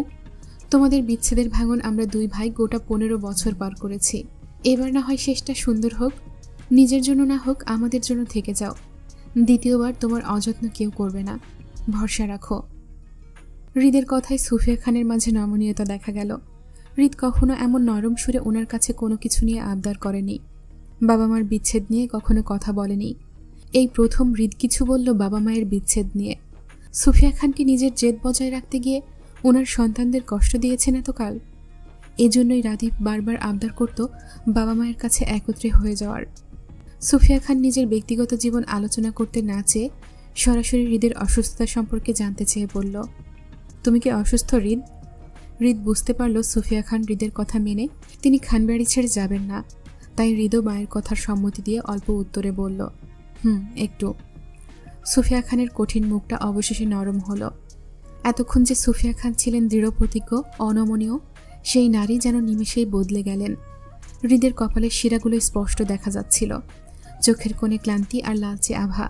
একজন মা সবসময় সন্তানের মন পড়তে পারে, তাই তিনি মায়ের উদ্দেশ্যে বললেন, হৃদকে রুমে নিয়ে যাও মায়া। মায়া ততক্ষণে সুফিয়া খানকে ছেড়ে পাশে সরে দাঁড়িয়েছিল।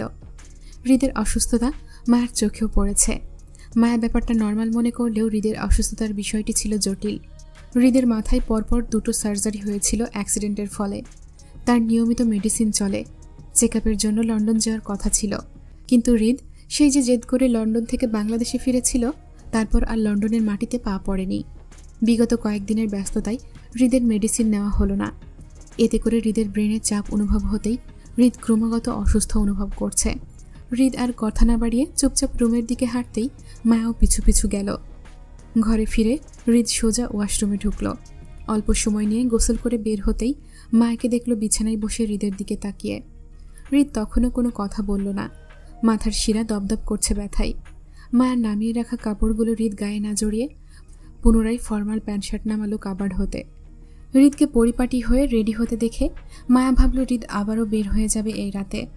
হৃদ আয়নার সম্মুখে দাঁড়িয়ে নিজের মেডিসিন বক্স খুলে কয়েকটি ঔষধ মুখে পুরে অল্প পানি পান করতেই মায়া উঠে এসে হৃদের পিছনে দাঁড়িয়ে মৃদু স্বরে জানতে চেয়ে বলল, আপনি কি অসুস্থ? এতগুলো ওষুধ কিসের খেলেন?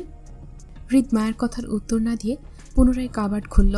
ড্রয়ার হতে হৃদের পাসপোর্টের সঙ্গে মায়ের পাসপোর্টটাও বের করতেই মায়ের হৃদের শরীর ঘেঁষে দাঁড়িয়ে সেদিকে তাকিয়ে দেখে বলল, এই পাসপোর্ট দিয়ে কি করবেন? কই যাবেন আপনি? মায়ের জানা ছিল না হৃদের কাছে ওরও পাসপোর্ট রয়েছে। হৃদকে কথা বলতে না দেখে মায়া পুনরায় বলল, আপনি কথা বলছেন না কেন? কই যাবেন বলুন না। আপনি কি আমার সাথে রাগ করেছেন? হৃদ হাতে দুটো পাসপোর্ট নিয়ে কাবার্ড লাগালো। হৃদের ফোনের সাথে মায়ের ফোনটি হাতে নিয়ে অপর হাতে মায়ের হাত শক্ত করে চেপে ধরতে ধরতে বলল, চলো। কথাটা বলেই হৃদ মায়ের হাত টেনে বাইরের দিকে হাঁটতেই মায়া আতঙ্কে বলে উঠল, চলো মানে? কই যাব আমরা? নিশ্চুপ হৃদ অল্প উত্তরে বলল, লন্ডনে। হৃদের কথায় মায়ের মাথা ঘুরে ওঠার মতো অবস্থা। মায়া মোটেও এই মুহূর্তে প্রস্তুত নয় দেশ ছেড়ে বিদেশে যাওয়ার জন্য। মূলত মায়ের শ্বশুর শাশুড়ি সবেমাত্র একত্রে হয়েছে। তাদের কাছাকাছি এক ঘরে আনার দায়িত্ব মায়ার। মায়ের সেই দায়িত্ব পালন না করা পর্যন্ত ও কোথাও যাবে না। দ্বিতীয়ত খানবাড়ি ভর্তি মেহমান। মায়ের মা, জুই সকলেই আছে খানবাড়িতে। এত সব মানুষের ভিড়ে মায়ের বেশ আনন্দেই দিন কাটে। শ্বশুরের বিজয় উল্লাস এখনও শেষ হয়নি। তাই মায়া চায় না এত সব আনন্দের মুহূর্ত ছেড়ে হৃদের সঙ্গে একা একা বিদেশে গিয়ে থাকতে। মায়া হৃদের সঙ্গে বিদেশে যাওয়ার হলে আরও কয়েকটা দিন পরে যাবে প্রস্তুতি নিয়ে। বিনা প্রস্তুতিতে হুট করে এলোমেলো পোশাকে মায়া কখনোই বিদেশে যেতে চায় না। সেজন্য মায়া হৃদের থেকে নিজের হাত ছাড়াতে চেয়ে খানিকটা উত্তেজিত ভঙ্গিতে বলল, আমি কোনো লন্ডন টন্ডনে যাব না নেতা সাহেব। আপনার যাওয়ার হলে আপনি যান, আমি সবার সাথে এখানেই থাকবো, কেমন? মায়ের কথায় রাগে হৃদের চোয়াল শক্ত হতে দেখা গেল। তারপরেও হৃদ মায়াকে কিছু বলল না, বরং শক্ত হাতে মায়ের হাত টেনে নিয়ে যেতে লাগলো নিজের সাথে। মায়া যতই বাধা দিচ্ছে হৃদ ততই টানছে মায়াকে। হৃদের সাথে শক্তিতে না পেরে মায়া চিৎকার করতে লাগলো হৃদের সঙ্গে যাবে না বলে। মায়ের চিৎকারে পুনরায় বসার ঘরে সকলের ভিড় জমল। হৃদের কাছে জানতে চাইল কি হয়েছে। বিরক্তির হৃদ মায়ের উপর রেগে মেগে মায়াকে কাঁধে তুলে নিতেই আরাব খান হৃদকে বাধা দিতে চাইল মায়াকে নিয়ে যেতে। তখনই রাদীপ পাশ থেকে আরাব খানকে আটকে বলল, বাধা দিও না দাদা ভাই। ভাই ভাবির আজ ফ্লাইট আছে, ওরা লন্ডন যাবে। ভাবি যেতে চাচ্ছে না বলে ভাই জোর করে নিয়ে যাচ্ছে। হৃদের ফ্লাইটের বিষয়টি কানে যেতেই বিস্ময়কর হলো আরাব খান। বলল, হৃদের ফ্লাইট মানে? কবে ঠিক করলো ওরা লন্ডন যাবে? অনেক আগেই টিকিট করা ছিল আজকের তারিখের। ওরা ফিরবে কবে? সঠিক বলতে পারছি না। আসিফ যাবে ওদের সাথে? আরাব খান বুঝলেন হৃদ এবার লম্বা ছুটিতে দেশ ছাড়ছে। তিনি লাঠিতে ভর করে খানবাড়ির বাহিরের দিকে এগিয়ে যেতে যেতে দেখা পেল বাগানে দাঁড়িয়ে থাকা হেলিকপ্টারে হৃদ এক প্রকার মায়াকে ছুঁড়ে ভেতরে ফেলতে ফেলতে সে উঠে বসল। হৃদ হেলিকপ্টারে উঠে বসতেই একজন দেহরক্ষী দ্রুত এগিয়ে এসে দরজা লাগালো। আসিফ বাইরে দাঁড়িয়ে। সে হৃদের সঙ্গে যাবে না, বরং সে কাল ঢাকায় ফিরে যাবে হৃদের কোম্পানির কাজে। দেশের বাইরে থেকেও হৃদ আসিফের সঙ্গে যোগাযোগ করবে এমনটাই নির্ধারিত। হৃদ মায়াকে নিয়ে হেলিকপ্টারে বসতেই হেলিকপ্টারের পাখা গোল গোল ঘুরিয়ে আকাশে উড়ে যেতেই মায়া আতঙ্কে হৃদকে দুই হাতে জাপটে ধরল। হৃদ মায়াকে না ছুঁয়ে শক্ত হয়ে বসল। তাদের শেষ রাতের দিকে ঢাকা এয়ারপোর্ট থেকে ইন্টারন্যাশনাল ফ্লাইট আজ। এখন রাত 12টা। চট্টগ্রাম থেকে ঢাকায় পৌঁছাতে হেলিকপ্টারে ঘন্টা 2 লাগবে। এর মাঝে হৃদের মাথা ব্যথাটা খানিকটা কমে আসলে আরাম পেত বলে মনে করল হৃদ। হৃদ যথাসম্ভব কথা না বলে হৃদের মস্তিষ্ক ঠান্ডা রাখার চেষ্টা করছে, কিন্তু মায়ের ফ্যাঁচ ফ্যাঁচ কান্না তার মাথা ব্যথা বাড়িয়ে দিচ্ছে ক্রমাগত। হৃদ মায়াকে শক্ত গলায় ধমক লাগাতে গিয়েও লাগালো না, বরং মায়ের দিকে কটমট করে তাকিয়ে বলল, দুনিয়ার সব বোঝো শুধু আমাকে ছাড়া। সবাই তোমার প্রায়োরিটির লিস্টে পড়ে, শুধু আমি ছাড়া। জীবিত মানুষের মূল্যায়ন তোমার কাছে নেই। আমি মরে গেলে মূল্যায়ন করবে তো হৃদ? হৃদের কথায় মায়ের তৎক্ষণাৎ কান্না থেমে যায়।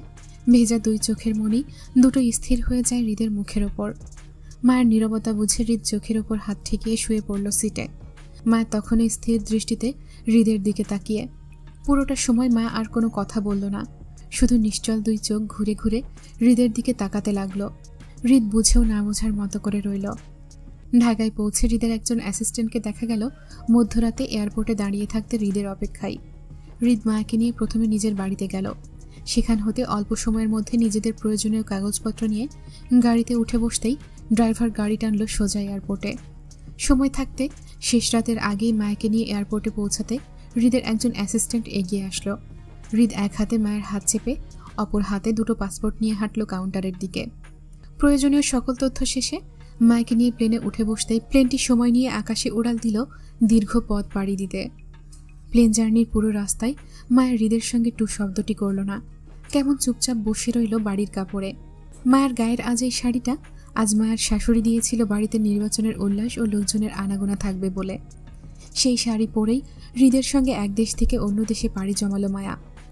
হৃদ মায়াকে শাড়িটা পরিবর্তন করার সময়টুকু পর্যন্ত দিল না, অথচ হৃদ নিজে গোসল করে নতুন কাপড় পরে বাবু হয়ে বসে আছে।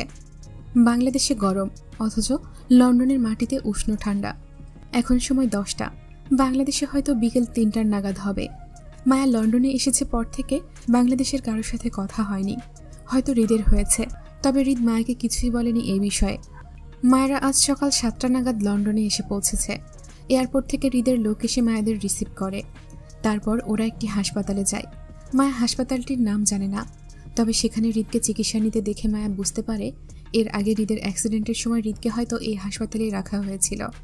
তাই আজ মায়েরা লন্ডনে ফেরার পরপরই হৃদ মায়াকে নিয়ে সোজা এই হাসপাতালে চলে এসেছে চেকআপের জন্য। রাতের ব্যাপারটাই মায়ের হৃদের উপর অভিমান করে নেই, বরং মায়ের হৃদের কথায় কষ্ট পেয়েছিল বলে সে নিশ্চুপ। মায়ের জীবনে স্বামী হিসেবে হৃদের গুরুত্ব অনেক। হৃদের আগে মায়ের জীবনে কখনো কাউকে প্রথম প্রায়োরিটিতে রাখেনি। মায়ের প্রথম প্রায়োরিটি মায়ের স্বামী। হৃদের অসুস্থতার বিষয়টি মায়া জানত না, জানলে হয়তো কখনোই হৃদকে বাধা দিত না। এখন মায়ের নিজেকে অপরাধী মনে হচ্ছে, তখন হৃদকে বাধা দেওয়ার কারণে। মায়ের স্বামী নিশ্চয়ই মনে করেছে মায়া ওর স্বামীর মন বোঝে না। সত্যিই কি তাই? মায়ের তীব্র অপরাধবোধে কান্না পেল। কষ্টগুলো দলা পাকিয়ে গলায় আটকে আসতেই মায়ের নিজের পাশে কারো উপস্থিতি টের পেল। ঘাড় বেঁকে তাকাতেই দেখল হৃদ সবে গোসল করে কোমরে তোয়ালে বেঁধে খালি গায়ে দাঁড়িয়েছে। ভেজা চুল আর স্নিগ্ধ মুখে হৃদকে দারুণ দেখালো। মায়ের হৃদের মুখের দিকে তাকিয়ে থাকতেই হৃদ কপাল কুঁচকে মায়াকে পরখ করল। হৃদ মায়াকে সেই ঘণ্টাখানেক আগে বলেছিল গোসল করে ফ্রেশ হতে, অথচ মায়া গোসল না করে রুমের খোলা বারান্দায় দাঁড়িয়ে আকাশের পথে চেয়ে আছে। কি এত ভাবছে কে জানে, তবে হৃদের ধারণা সে মায়াকে জোর করে নিজের সঙ্গে নিয়ে আসায় মায়া এখনো অভিমান করে বসে আছে। আর এই ব্যাপারটাই হৃদ চট করে বিরক্ত বোধ করল। মায়ের দিকে বিরক্তির চোখে তাকিয়ে বলল, কি সমস্যা, এখানে দাঁড়িয়ে আছো কেন? ফ্রেশ হবে না? হৃদকে স্বাভাবিকভাবে কথা বলতে দেখে মায়া ঝরঝর করে চোখের পানি ছেড়ে দিল। হৃদের ভেজা শরীরে দুই হাতে জাপটে জড়িয়ে ধরে হৃদের বুকে কপাল ঠেকাতে ঠেকাতে ফুপিয়ে কেঁদে উঠে বলল, আমার একটাই আপনি ছিলেন নেতা সাহেব, আপনাকে ভালোবাসার স্বাদ এ জন্মেও শেষ হবে না। হৃদ বুঝতে পারল মায়ের হৃদের রাতে বলা কথাগুলো মনে পুষে কষ্ট পাচ্ছে। হৃদ মায়াকে দুই হাতে জড়িয়ে নিতে নিতে বলল, তাই? পরন্ত বিকেল, রক্তিম সূর্য পশ্চিম দিগন্তে হেলে পড়েছে। তার শেষ আলোয় রাঙা পৃথিবী। এমন এক সোনালি পরন্ত বিকেলে জুয়ের মন ভালো নেই, যদিও খানবাড়ি আজও গমগম করছে অতিথিদের পদচারণায়। আজ মায়া লন্ডনে যাওয়ার 3য় দিন, আর তার অনুপস্থিতিতে জুই অনুভব করছে এক গভীর শূন্যতা। উপরন্ত নিহাল খানের নির্বাচন নিয়ে আয়নের তুমুল ব্যস্ততায় জুয়ের একাকিত্বকে আরও বাড়িয়ে তুলেছে। মায়ের মা রেহেনা বেগমকে কাল আরিফ এসে নিয়ে গেছে। শোনা গিয়েছে আরিফের বাবা শফিকুল ইসলাম দীর্ঘদিনের মনোমালিন্যতা ভুলে চট্টগ্রামে এসেছিলেন ফাহাদের সঙ্গে। রেহেনা বেগম ও ওনার নতুন পুত্রবধূ ফিহাকে সঙ্গে নিয়ে আশুগঞ্জ ফিরতে। ফাহাদ গতকাল শ্বশুরবাড়ি গিয়েছিল বউকে ফেরাতে। অনেক বুঝিয়ে সুঝিয়ে ক্ষমা চেয়ে অবশেষে মুক্তাকে নিয়ে খানবাড়িতে ফিরেছে সেও। মুক্তার অবশ্য মায়ের সাথে দেখা হয়নি, তার আগেই হৃদমায়া পাড়ি জমায় লন্ডনে। তবে খানবাড়িতে ফিরে জুয়ের সঙ্গে দেখা হয়েছে। বর্তমানে মুক্তা জুয়ের সঙ্গেই আছে খানবাড়িতে। দীর্ঘ মনোমালিন্যের অবসান ঘটিয়ে আরিফ তার বাবা শফিকুল ইসলামকে ক্ষমা করে সপরিবারে ফিরে যায় নিজের বাড়িতে। শফিকুল ইসলাম চেয়েছিলেন এই সুযোগে হৃদের সঙ্গে দেখা করে অতীতের ভুল বোঝাবুঝির জন্য অনুতপ্ত স্বীকার করবেন এবং হৃদকে জামাতা হিসেবে বরণ করে নেবেন। কিন্তু হৃদ ও মায়ের হঠাৎ লন্ডনে যাওয়ায় তা আর সম্ভব হয়নি। তবুও শফিকুল ইসলাম আরিফের সঙ্গে মায়ের শ্বশুরবাড়ি এসেছিলেন এক ফাঁকে কাল। আরাব খান, হেনা খান, নিহাল খান, এমনকি সুফিয়া খানের কাছেও তিনি গভীর অনুশোচনা প্রকাশ করেন, অনুতপ্ত হলেন। খানবাড়ির কেউ অতীতের তিক্ততাকে মনে ধরে রাখলেন না, বরং সাদরে গ্রহণ করলেন শফিকুল ইসলামকে। দুই পরিবারের পারস্পরিক সম্পর্ক স্বাভাবিক হওয়ার খবরটা মায়ের কানেও পৌঁছেছে। সরাসরি না হলেও ফোনে সে পরিবারের সদস্যদের সঙ্গে দীর্ঘক্ষণ কথাও বলেছে। হৃদ যদিও এই বিষয়ে নীরব ছিল, তবে মায়ের উল্লাস সে কেবল নীরব চোখে দেখল। সে সহজে কিছু ভুলে যেতে পারে না, আর না কাউকে চট করে গ্রহণ করতে পারে। তাই কাউকে ক্ষমা করতে সময় লাগে। যদি সে মায়ের পরিবারকে ক্ষমা করতে না পারে, তারপরও সে বইয়ের জন্য মায়ের পরিবারের সঙ্গে সখ্যতা বজায় রাখবে। মায়ের সাথে জুয়ের আজও বেশ ফোনালাপ হয়েছে 3টে নাগাদ। এখন পড়ন্ত বিকেল, সন্ধ্যা নেমে এসেছে। ঘড়িতে তখন 5টা। পশ্চিম আকাশে সূর্য ঢলে গেছে। জুই আয়নের ঘরের বারান্দায় রেলিংয়ে মাথা ঠেকিয়ে দাঁড়িয়ে। খানবাড়ির কোলাহলেও ওর মন ভারাক্রান্ত। মায়ের অনুপস্থিতি আর আয়নের ব্যস্ততা আজ জুইকে একাকী করে তুলেছে। জুইয়ের শূন্যতার মাঝেই হঠাৎ কোমরে এক উষ্ণ স্পর্শ পেতেই জুই চমকে উঠল। পেছন থেকে আয়ন জুইয়ের খালি কাঁধে আলতো করে ঠোঁট ছুঁয়ে দিয়ে ফিসফিস করে বলল, আপনার মন খারাপ জুই? আয়নের উপস্থিতিতে জুইয়ের ভয়ার্ত মন শান্ত হলো।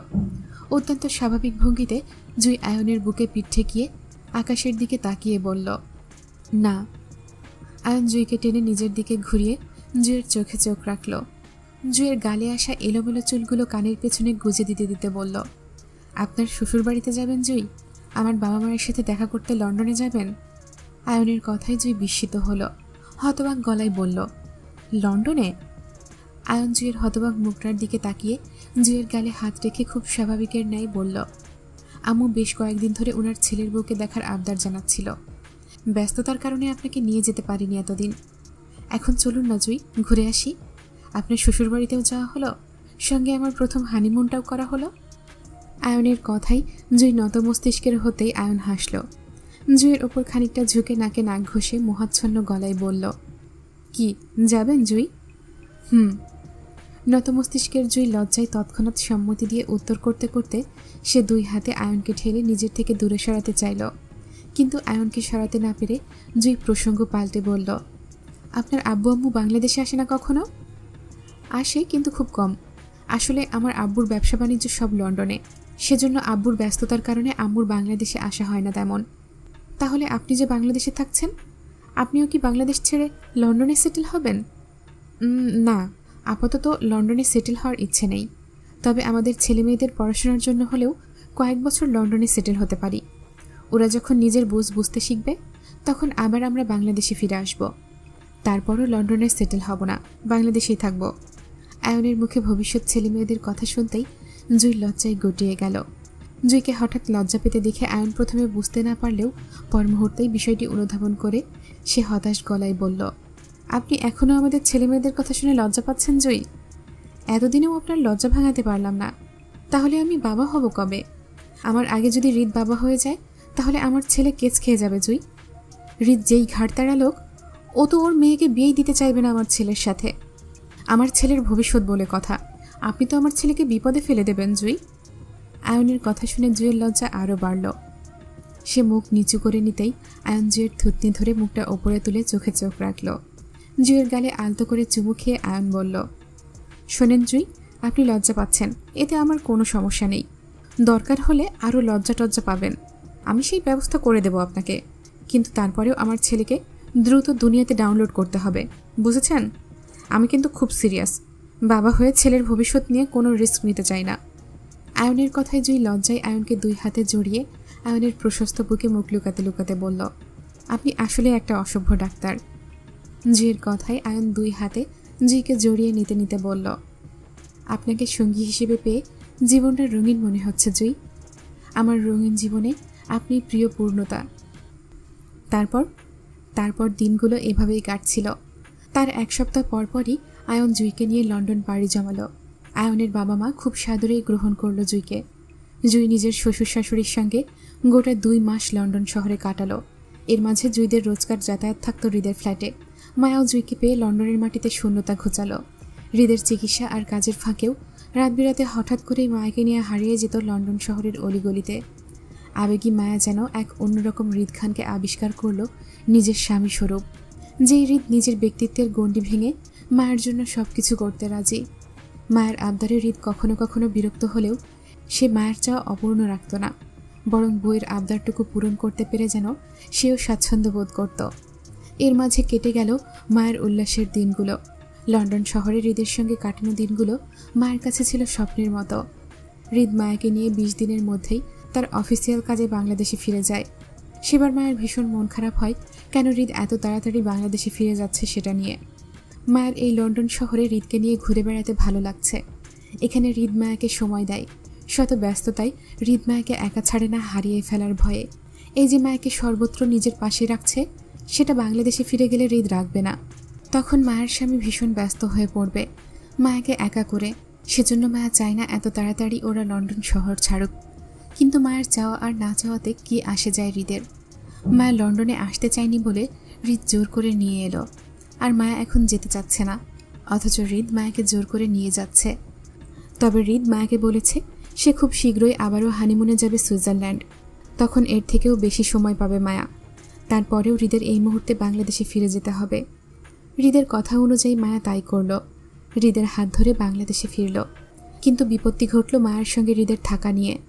মায়া চায় ওর শ্বশুর শাশুড়ির সঙ্গে চট্টগ্রামে থাকতে, কিন্তু হৃদ মায়ের সকল চাওয়ায় জল ঢালল। হৃদ পরিষ্কারভাবে জানালো তার বউ তার সঙ্গে তার বাড়িতেই থাকবে। মায়ের হৃদকে ছেড়ে কোথাও যাওয়া হবে না।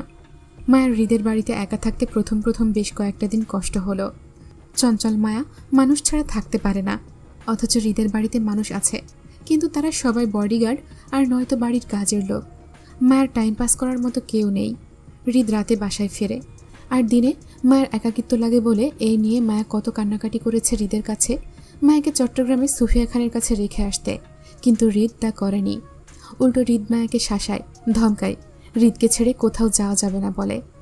হৃদ মায়ের একাকিত্ব ঘোচাতে মায়ের কলেজ ট্রান্সফার করায়। জুয়ের পাশাপাশি মায়াকেও একই কলেজে ভর্তি করায় হৃদ। মা যখন বুঝতে পারল হৃদ মায়াকে কোথাও যেতে দেবে না, সেজন্য মায়ের হৃদকে ছেড়ে মায়ের শাশুড়িকে পটাতে চাইল, যেন সুফিয়া খান হৃদকে বলে মায়াকে চট্টগ্রামে রেখে আসতে ওনাদের কাছে। মায়ের মনে হয়েছিল এই কথা শুনে সুফিয়া খান হয়তো মায়ের হয়ে হৃদের সঙ্গে কথা বলবে, কিন্তু সুফিয়া খান আরও এক কাঠি ওপরে গিয়ে মায়াকে ধমক লাগালো। মায়াকে শাসিয়ে বলল মায়ের চট্টগ্রামে আসার কোনো প্রয়োজন নেই, মায়ের থাকতে হলে হৃদের সঙ্গেই থাকতে হবে। মা ছেলের ধমকাধমকিতে মায়ের আর সাহসে কুলালো না কাউকে বলতে মায়া হৃদের সঙ্গে একা বাড়িতে থাকতে চায় না বলে, বরং মায়া নিজেকে মানিয়ে নিল। হৃদের সঙ্গে একা বাড়িতে থাকতে থাকতে একটা সময় অভ্যস্ত হয়ে উঠল। এইভাবে মায়ের হৃদকে ঘিরে ছোট্ট সংসার চলল। দিন গেল, মাস পেরোলো। খানবাড়ির লোকজন প্রায় হৃদের বাড়িতে আসে মায়ের সংসারে বেড়াতে। আরাব খান, হেনা খান, সুফিয়া খান, রাদিফ, আয়ন, জুই, ফাহাদ, মুক্তা, এমনকি হৃদের ফুপুদেরও দেখা যায় প্রতি মাসে যাতায়াত করতে হৃদের বাড়িতে। সেজন্য মায়ের এখন আর একাকিত্ব অনুভব হয় না, বরং কলেজ, হৃদ আর মায়ের সংসার সব মিলিয়ে দিন বেশ ব্যস্ততায় কাটে মায়ার। এর মাঝে জুয়ের বাবার মনও নরম হয়ে আসলো, একমাত্র মেয়ে জুয়ের জন্য। আয়ন ছেলে হিসেবে ভালো, সেটা তিনিও জানেন, কিন্তু রাতের আধারে জুইকে নিয়ে আয়নের হঠাৎ পালিয়ে যাওয়াতে জুয়ের বাবা জামাল সাহেব বেশ কষ্ট পেয়েছিলেন। সমাজের সামনে সম্মান নষ্ট হওয়ায় তিনি মনে রাগ পুষে রেখেছিলেন এতদিন, কিন্তু আজকাল তিনি একমাত্র মেয়ে জুইকে বেশ মিস করেন। জুয়ের বিদেশ চলে যাওয়ার বিষয়টা কানে আসতেই ক্রমাগত তার মন ছটফট করছিল। যদিও জুই এখন দেশে, সেজন্য তিনি আয়ন ও জুইকে আমন্ত্রণ পাঠালেন। আয়ন ও শ্বশুরের আমন্ত্রণ পেয়ে জুইকে নিয়ে ছুটে এলো শ্বশুর বাড়িতে। সপরিবারে একত্রে খাওয়া দাওয়া করলো, কিন্তু হৃদকে দেখা গেল না মায়ের পরিবারের আমন্ত্রণে আসতে। তবে মায়া এসেছে হৃদকে ছাড়াই। নিজ পরিবারের সাথে উৎফুল্লতায় দিন কাটিয়েছে বটে, তবে হৃদকে ছাড়া মায়াও খাবার টেবিলে নিজের পরিবারের সঙ্গে বসেনি। মায়াও দৃঢ় প্রতিজ্ঞা করল যেদিন সে স্বামীকে নিজের পরিবারের সঙ্গে একত্রে বসিয়ে খাওয়াতে পারবে, সেই দিন মায়া নিজের পরিবারের অন্নপানি পান করবে। বাবার বাড়িতে মায়ের আসা যাওয়া থাকবে, কিন্তু মায়া খাবার তখনই খাবে যেদিন মায়ের স্বামীর মান অভিমান ভাঙাতে পারবে। মায়ের দৃঢ় প্রতিজ্ঞা মায়ের পরিবারের দীর্ঘশ্বাসের কারণ হলো। মায়াকে বেশ করে বোঝাতে গিয়েও অক্ষম হলো তারা। মায়ের এই মনোবলে জুয়ের বাবা জামাল সাহেবের মনে তীব্র অপরাধবোধ সৃষ্টি করল। অতীতে মায়াকে ঘিরে তার ব্যবহারের জন্য তিনি বেশ অনুতপ্ত। প্রথমে হৃদ মায়াকে আশুগঞ্জ আসতে দিতে চাইতো না, তবে আজকাল দেয়। হয়তো হৃদ চায় মায়া যেন হৃদের জন্য কোনো রকম কষ্ট না পায়, সেজন্য হৃদ মায়াকে বাপের বাড়ি যেতে দিলেও সে কখনো আশুগঞ্জ আসে না। আর না জামাল সাহেব হৃদের কাছে বিগত দিনের জন্য ক্ষমা চাইতে পারে, যদিও তিনি মায়ের কাছে বেশ অনুতপ্ত প্রকাশ করেছে অতীতের জন্য। তবে মায়া নিজের চাচার প্রতি কোনো রকম মনোমালিন্যতা মনে পুষে রাখেনি। তাই জুয়ের সঙ্গেই মায়ের যাতায়াত হয় নিজ বাড়িতে। তবে সারাদিন পর সন্ধ্যার আগেই বাড়ি ফিরতে হয় মায়াকে। মায়ের দিনে কোথাও যাওয়ার অনুমতি থাকলেও মায়ের রাতে থাকার অনুমতি নেই। হৃদের সাফ সাফ কথা, তার বিয়ে করা বউ তার সাথেই থাকবে। হৃদ বাসায় ফিরে মায়াকে না পেলে তার মেজাজ খারাপ হয়ে যায়। সেজন্য মায়ের যদি নিজের বাড়িতে যাওয়ার হয় তাহলে সে হৃদকে অফিসের জন্য বিদায় করেই ড্রাইভারকে নিয়ে বাড়িতে যায়। এই তো রোজকার মতো হৃদ অফিসে যাওয়ার পথে মায়াকে কলেজে নামিয়ে দিয়ে যায়। এই কলেজে জুইকে পেয়ে মায়ের দিন ভালোই যাচ্ছে। সংসারের পাশাপাশি দুই বোন পড়াশোনা চালিয়ে যাওয়ার ইচ্ছে থাকলেও মায়ের বিপত্তি ঘটে যখন শুনল মায়ের ভাবি ফিহা প্রেগনেন্ট। মায়েরও বেবি চাই, কিন্তু মায়া প্রেগনেন্ট হয় না কেন জানি। মায়ের ভাবি প্রেগনেন্ট হওয়ার বিষয়টা মায়া বেশ উৎফুল্লতা দেখিয়ে হৃদকে জানায়। মায়া আশা করেছিল এই খবরটা শুনে হৃদ খুশি হয়ে মায়াকে বলবে নিজেদের বেবির কথা, অথচ মায়া এত বড় একটা খুশির সংবাদ দেওয়ার পরেও হৃদ ভাবলেশীন। সে হ্যাঁ তেমন কিছুই বলল না, বরং মায়াকে পড়াশোনায় মনোযোগী হতে বলল। মায়ের হৃদের কথা শুনে ইনিয়ে বিনিয়ে বেশ কয়েকবার হৃদকে বুঝিয়েছে মায়ের বেবি চাই, কিন্তু হৃদ মায়াকে এমনভাবে ইগনোর করলো যেন হৃদ শুনতে বা বুঝতে পারেনি মায়া কি বলতে চাচ্ছে হৃদকে। এতে মায়ের উদাসীনতা বাড়ে। হৃদ যে বেবি নিতে ইচ্ছুক নয় সেটা তার হাবভাবে বোঝা যায়, কিন্তু মায়াও বা কী করবে? মায়ের তো একটা বেবি চাই। মায়ের বিয়ে হয়েছে, স্বামীর সঙ্গে সংসার করছে, অথচ মায়ের বেবি হচ্ছে না। এমন না মায়ের মেডিসিন নিচ্ছে সেজন্য মায়ের বেবি হচ্ছে না, মায়ের এমনিতেই বেবি হচ্ছে না, সেজন্য মায়া চাই ওকে কেউ বলুক মায়া বেবি হচ্ছে না কেন। মায়ের শ্বশুরবাড়ির মানুষগুলো কারো এইসব বিষয়ে দায়িত্ব নেই। কেউ মায়াকে বেবি নেওয়ার জন্য ফোর্স করে না, উল্টো সবাই মায়াকে পড়াশোনায় মনোযোগী হতে বলে। মায়া ছাতার মাথা পড়াশোনায় মনোযোগী হবে। এত পড়াশোনা দিয়ে কি করবে মায়া, যদি ওর একটা বেবি না হয়? মায়ের হতাশা বাড়িয়ে দিয়ে পরপর শুনল মায়ের বড় বোন মুক্তা প্রেগনেন্ট। ফিহার মতো করে মুক্তারও মা হওয়ার বিষয়টাতে মায়া বেশ খুশি হয়েছে।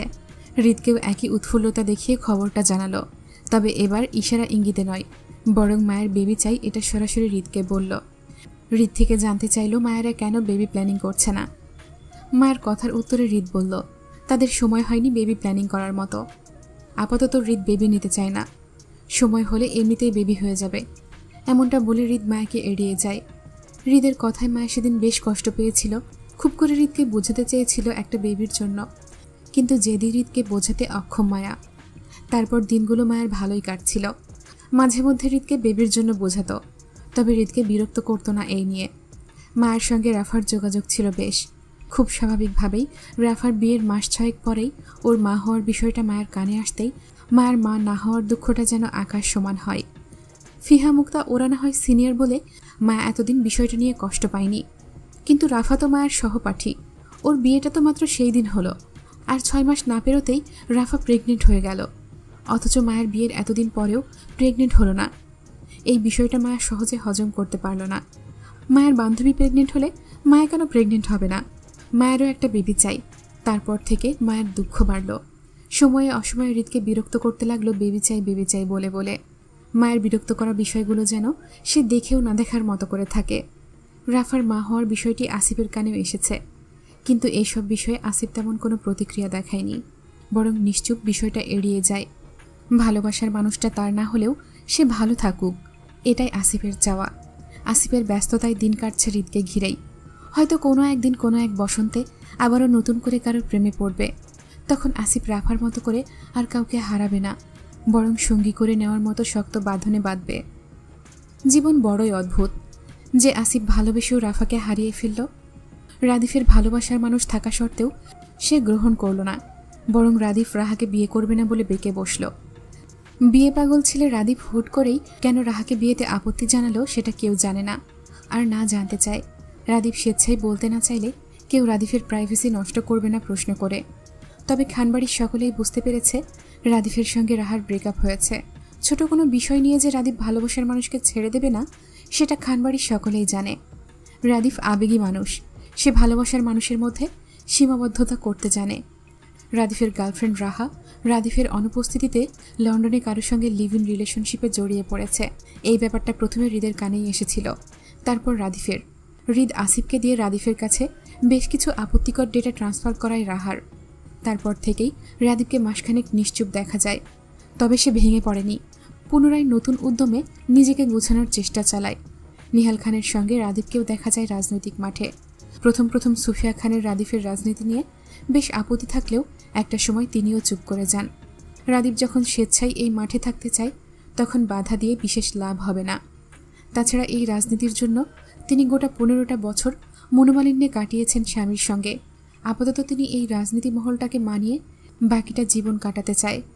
নিহাল খানের বহু চেষ্টায় আজকাল সুফিয়া খান অনেকটা সহজ হতে পেরেছে নিহাল খানের সঙ্গে। সেজন্য তিনি রাজনীতি নিয়ে কথা বলে পুনরায় পরিস্থিতি বিগড়িয়ে দিতে চান না।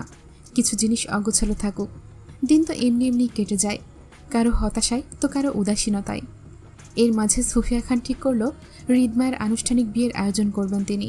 যেহেতু হৃদ মায়ের বিয়েটা আনুষ্ঠানিক বিয়ে ছিল না, তাই তিনি বিশাল আয়োজনে হৃদ মায়ের আনুষ্ঠানিক বিয়ে করাতে চাইলে হৃদ তাতে না করল। হৃদ পুনরায় আনুষ্ঠানিক বিয়ে করতে চায় না, তবে তাদের বিয়ের খবরটা জানিয়ে খানবাড়িতে বিশাল মেজবানের আয়োজন করলে তাতে সম্মতি জানায় সে। হৃদের কথা অনুযায়ী তাই হলো। হৃদ মায়ের আনুষ্ঠানিক বিয়ের বদলে খানবাড়িতে বিশাল আয়োজনে মেজবান আয়োজন করা হলো। এর মাঝে আয়নের বাবা মাও লন্ডন থেকে বাংলাদেশে ফিরল। হৃদের বিয়ের খবরের সঙ্গে সঙ্গে আয়নজুয়ের বিয়েটাও সমাজের কাছে জানাতে আনুষ্ঠানিক আয়োজন করল। বিশাল বড় মেজবানের আয়োজনে গোটা এলাকার মানুষদের খাওয়ানো হলো। দিনটা ছিল শুক্রবার। মায়েরা তখন খানবাড়িতেই ছিল। আত্মীয় স্বজন থেকে শুরু করে মায়ের পরিবারের সকলেই উপস্থিত হলো খানবাড়ির মেজবানের দাওয়াতে। হৃদ, মায়া, আয়নজুই কেউ বর্বও সাজল না। শুধু সমাজের মানুষদের নিকট তাদের বিয়েটা জানাতে বিশাল মেজবানের আয়োজন ছিল। সেই আয়োজনের এক ফাঁকে আরাফ খান রাদিফের বিয়ের কথা তুলতেই রাদিফ তৎক্ষণাৎ জানায় সে আপাতত বিয়ে করবে না, সময় নিয়ে সে আরও 5 বছর পর বিয়ে করবে।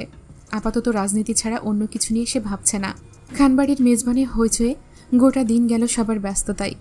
সন্ধ্যা নাগাদ যখন সকলেই খানবাড়ির ড্রয়িং রুমে বসে আড্ডায় মেতেছিল, তখনই জুই আকস্মিক জ্ঞান হারিয়ে ফেলতেই সকলের মাঝে হইচই পড়ে যায়। জুইকে নিয়ে হইচই করে ডাক্তার দেখাতে আয়ন বাইরে দৌড়ে আসে। জুয়ের চেকআপের পাশাপাশি শারীরিক দুর্বলতা আর জুয়ের প্রেগনেন্সির বিষয়টা খানবাড়ির ডাক্তার সকলকে জানালে বিশাল হইচই লেগে গেল জুইকে ঘিরে। মায়ের পরিবার, জুয়ের বাবা মা সকলেই জুইকে ঘিরে আনন্দটুকু প্রকাশ করতেই মা সেখানে উপস্থিত রইল চুপচাপ। হৃদ ব্যস্ততা চাপিয়ে সবে বাড়িতে ঢুকেছিল। বসার ঘরে সকলের মুখে মুখে শুনতে পেল আয়নের বাবা হওয়ার কথাটি। আয়ন বাবা হবে এতে হৃদের সমস্যা নেই। হৃদের সমস্যা হলো তার আধা পাগল বউকে নিয়ে। একে একে সকলেরই মা হওয়ার ব্যাপারটা নিয়ে মায়ের হৃদকে এতদিন বেবির জন্য বিরক্ত করত। এখন জুয়ের মা হওয়ার বিষয়টা নিয়ে নিশ্চয়ই হৃদের ওপর রেগে যাবে, কেন তার বউ মা হচ্ছে না এই নিয়ে। হৃদ জুয়ের মা হওয়ার কথাটি শোনার সঙ্গে সঙ্গে বসার ঘরে মায়ের খোঁজ করল। মায়ের প্রতিক্রিয়া দেখার জন্য আশেপাশে দৃষ্টি বুলিয়ে মায়ের খোঁজ করতেই দেখতে পেল ড্রয়িং রুমের এক কোনায় দাঁড়িয়ে মায়া হৃদের দিকে রক্তিম চোখে তাকিয়ে। ব্যাপারটা এমন না যে মায়া অতির আগে হৃদের দিকে রক্তিম চোখে তাকিয়ে আছে, বরং মায়া কান্না আটকাতে চেয়ে হৃদের দিকে টলমল রক্তিম চোখে তাকিয়ে আছে। মায়ের অশ্রু ভেজা চোখ দেখে হৃদ আর মায়ের দিকে এগোলো না। এখন বউয়ের কাছে গেলেই সমস্যা। এমনিই তার বউ এখন ফায়ার হয়ে আছে হৃদের ওপর। হৃদের এই মুহূর্তে বউয়ের কাছে যাওয়া মানে বোম ব্লাস্ট হওয়া। হৃদ মায়াকে অদেখার মতো করে সিঁড়ি ধরে হাঁটল দোতলায় নিজের ঘরের দিকে। মায়ের হৃদকে চলে যেতে দেখে নাক ফোলায় রাগে। যেদি মায়ের চোখের পানি টপ টপ পড়তে লাগলো গাল বেয়ে, তাই হাতের উল্টো পিঠে চোখের পানি মুছতে মুছতে মায়া হাঁটল হৃদের পেছন পেছন। আজ একটা বিহিত করেই ছাড়বে এই হৃদ সাহেবকে। মায়া ঘরের দরজা ঠেলে প্রবেশ করতেই হৃদকে দেখতে পেল আয়নার সম্মুখে দাঁড়িয়ে হাতের ঘড়ি খুলে রাখছে। সারাদিনের ব্যস্ততায় তার এখন গোসল করার প্রয়োজন। এর মাঝেই মায়া রাগে জেদে হৃদের পেছনে দাঁড়াতে দাঁড়াতে বলল, আমার একটা বেবি চাই। তারা যে অর্ডার করো। আপনি কবে দেবেন সেটা বলুন। কাল। আমি কিন্তু সিরিয়াস। মিঠু। মায়ের আবদারটুকু হৃদের কাছে পণ্য কেনার মতো লাগলো। সেজন্য মায়ের কথার সঙ্গে সঙ্গে সে সেইভাবেই উত্তর দিল হেয়ালি গলায়। হৃদের হেয়ালিপনায় মায়া আরও চেতে উঠল। মায়ের রাগে দুঃখে মেজাজ দেখিয়ে বলল, আপনার জন্য আমার বেবি হয় না, আপনার মধ্যে সমস্যা আছে। মায়ের রোজকার কথা এসব। হৃদের সমস্যা, সেজন্য মায়ের বেবি হয় না, নয়তো মায়া সবার মতো করে এতদিনে মা হয়ে যেত। অথচ হৃদ বা মায়া কারো কোনো সমস্যা নেই। হৃদ মায়ার অল্প বয়সে বেবি চায় না বলে সে মায়াকে রোজ পানির সঙ্গে মেডিসিন মিশিয়ে গ্লাসে করে মায়াকে খাওয়ায়। সেজন্য মায়া মা হয় না। এই ছোট বিষয়টা মায়া বোঝে না। রোজ হৃদকে এটা সেটা বলে দোষ দেয়। হৃদও কিছু বলে না। বইয়ের সামান্য বিরক্তবোধ তো নেওয়াই যায়, তাই না? হৃদ হাতের ঘড়িটা টেবিলের উপর রাখতে রাখতে ছোট উত্তর দিয়ে বলল, ওকে। ওকে? ওকে মানে কি? হৃদের এই ছোট উত্তরে মায়ের রাগ আরও বেড়ে গেল। মায়া আগের মতোই বলল, খবরদার, আপনি যদি আমাকে আর ছুঁয়েছেন, আপনি আমাকে আর ছুঁতে পারবেন না, নিষেধ। মায়ের শাসনের মাঝে হৃদ আবারও ওকে বলে উঠল। হৃদের ওকে বলতে দেরি। মায়ের রাগে হৃদের হাত টেনে সেখানে কামড় বসাতে দেরি হলো না। মায়ের কামড়ে হৃদ দাঁতে দাঁত পিষে চেঁচিয়ে উঠল, উফ হৃদ! হৃদ জোরপূর্বক মায়ের থেকে নিজের হাত ছাড়িয়ে ঝাঁকালো।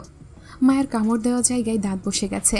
হৃদ হাতের দিকে তাকিয়ে দাঁতে দাঁত পিষে রাগে কটমট করে মায়ের দিকে তাকাতেই মুহূর্তেই হৃদের মন নরম হয়ে আসলো মায়ের চোখে পানি অনবরত গাল বেয়ে টপ টপ করে পড়তে দেখে। হৃদের মনে হলো বউটা তার সত্যিই কষ্ট পাচ্ছে একটা বেবির জন্য।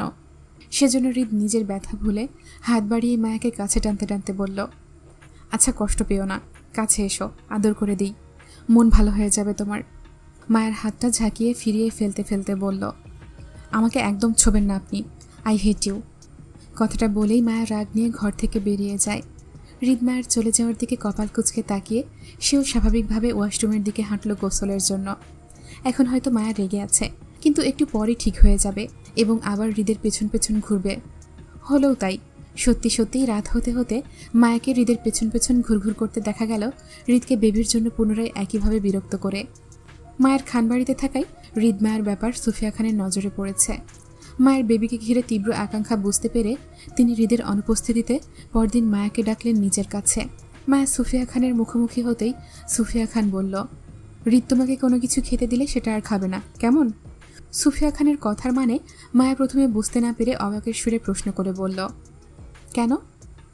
সুফিয়া খান সরাসরি মায়াকে হৃদের ব্যাপারে বলল, তোমার বয়স কম, হৃদ চায় না তুমি মা হও।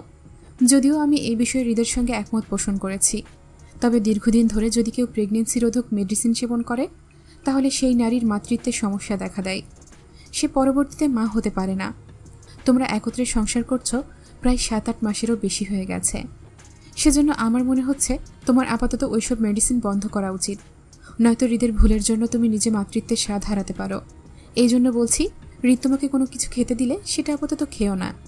আমার মনে হচ্ছে হৃদ তোমাকে মাতৃত্ব রোধের মেডিসিন কোনো কিছুর সঙ্গে মিশিয়ে খাওয়াচ্ছে। হৃদকে ব্যাপারটা বলতে যেও না, তবে ওর দেওয়া কিছু খেলে সতর্কতা অবলম্বন করবে, বুঝেছ? সুফিয়া খানের কথায় মায়ের মাথায় আকাশ ভেঙে পড়ার মতন চক্কর দিয়ে উঠল। এজন্য মূলত মায়া এতদিন যাবৎ কনসেপ্ট করতে পারছে না। মায়ের এত কান্না, এত আহাজারি এই লোকের মন গলাতে পারেনি। এত কিসের জেদ এই লোকের বেবি না নেওয়ার পেছনে? মায়ের সমবয়সী মেয়েরা কি মা হচ্ছে না? তাহলে মায়ের মা হতে সমস্যা কোথায়? মায়ের হৃদের প্রতি আকাশ সমান অভিমান থাকার পরও হৃদের সামনে সেটা প্রকাশ করল না।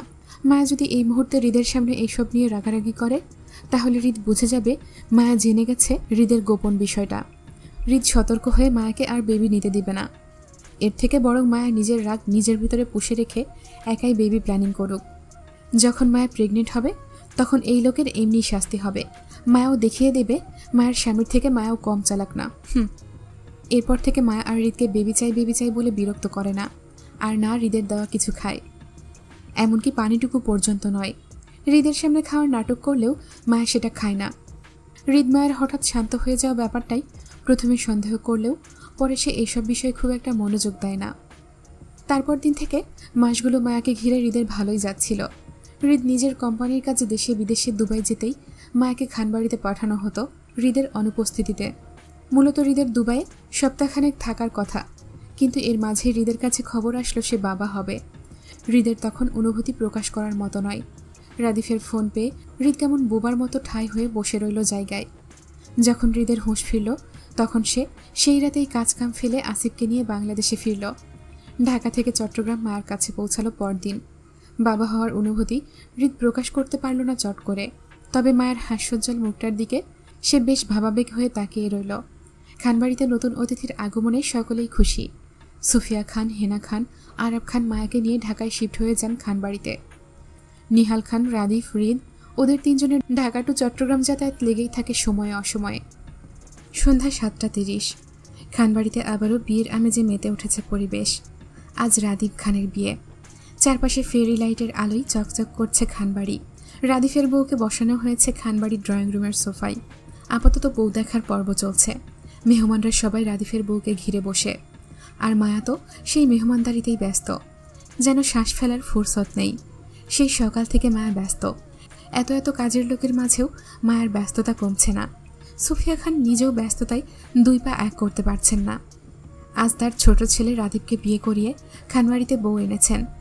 মেয়েটিকে পারিবারিকভাবে পছন্দ করা হয়েছে, যদিও রাদীপ বলেছিল সে 5 বছর পর বিয়ে করবে।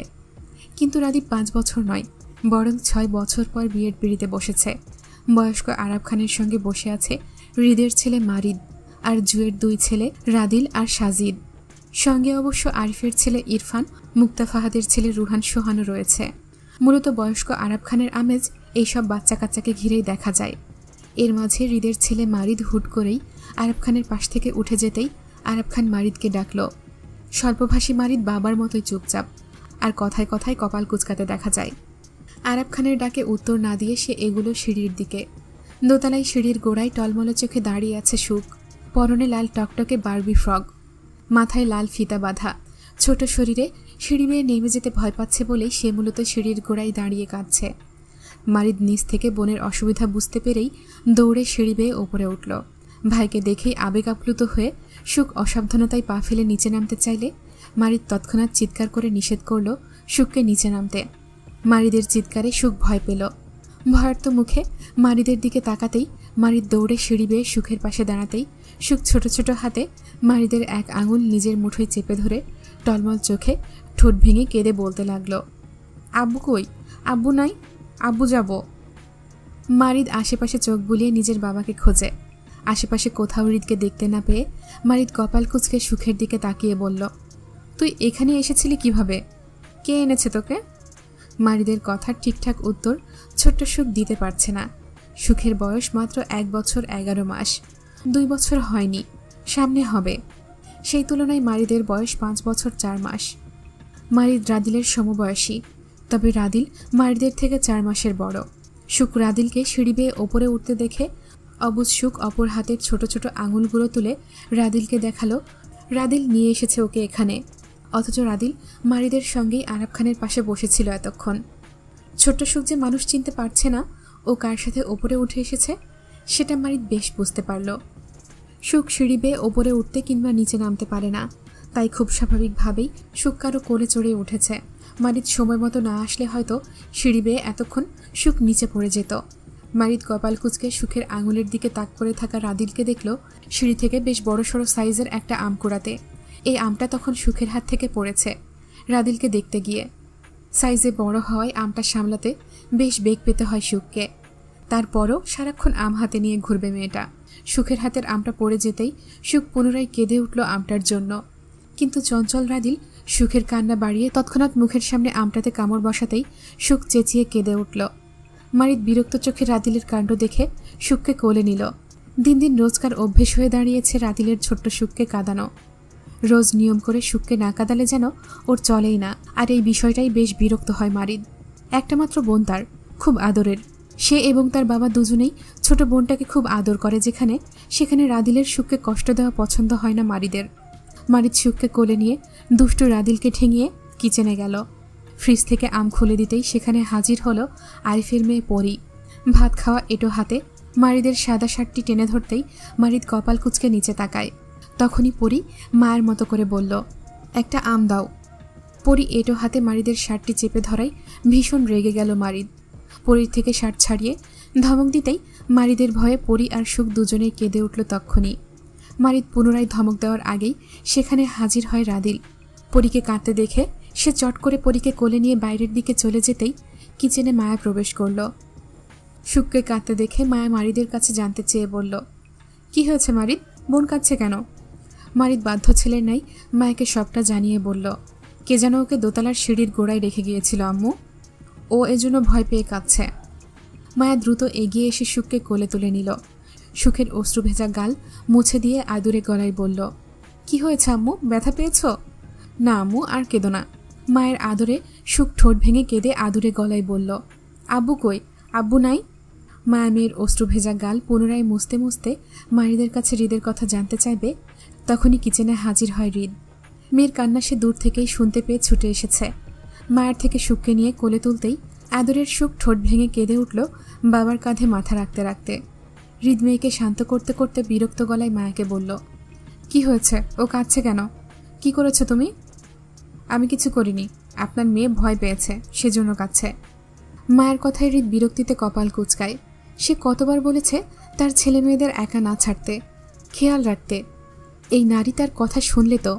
হৃদ মারিদের সামনে মায়াকে ধমক দিতে চায় না, বরং সুখকে শান্ত করতে করতে হৃদ মারিদকে জিজ্ঞেস করে বলল, তুমি খেয়েছো মারিদ?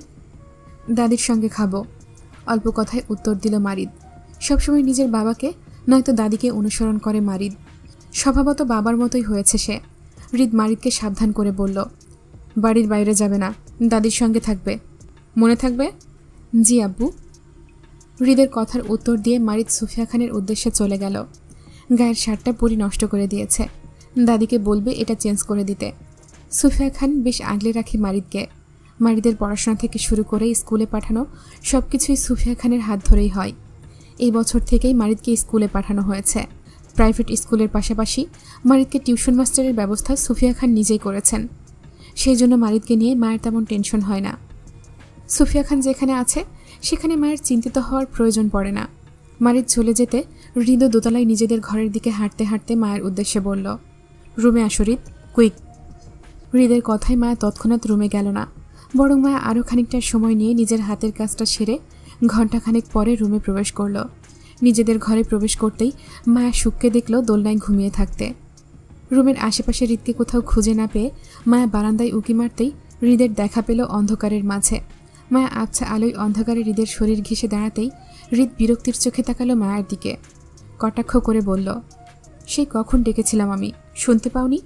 নাকি আসার সময় রাস্তায় ঘুমিয়ে পড়েছিলে? হৃদের তেড়া কথায় মায়া হৃদের বাহু জড়িয়ে ধরতে ধরতে বলল, বিয়েবাড়িতে কত কাজ থাকে, ডাকলেই চলে আসা যায় বলুন? মায়ের কথায় হৃদ পুনরায় আগের নাই বলল, আজও আমি তোমার প্রায়োরিটি লিস্টে সবার পরে আসি হৃদ, আমার আগে গোটা দুনিয়া তোমার আপন। হৃদের কথাই মায়া হৃদের বাহু ছেড়ে জড়িয়ে ধরল। হৃদের বুকে মায়া মাথা রাখতে রাখতে বলল, আপনি যে আমার কে, এটা একাকার সমান বর্ণনা লিখলেও শেষ হবে না নেতা সাহেব। আমার পূর্ণতা বলতে আমি শুধু আপনাকেই চিনি, আমার খান সাহেবকে। মায়ের কথায় হৃদের মেজাজ শান্ত হলো। মায়াকে দুই হাতে জড়িয়ে ধরে বলল, তোমাকে পেয়ে জীবন এত স্বর্গসুখের হবে ভাবিনি হৃদ। আজ বেঁচে থাকার স্বাদ দ্বিগুণ মনে হচ্ছে। তুমি আমার জীবনের সেই অবিচ্ছেদ্য অধ্যায়, যেটার আমি কখনোই শেষ লিখতে চাইব না।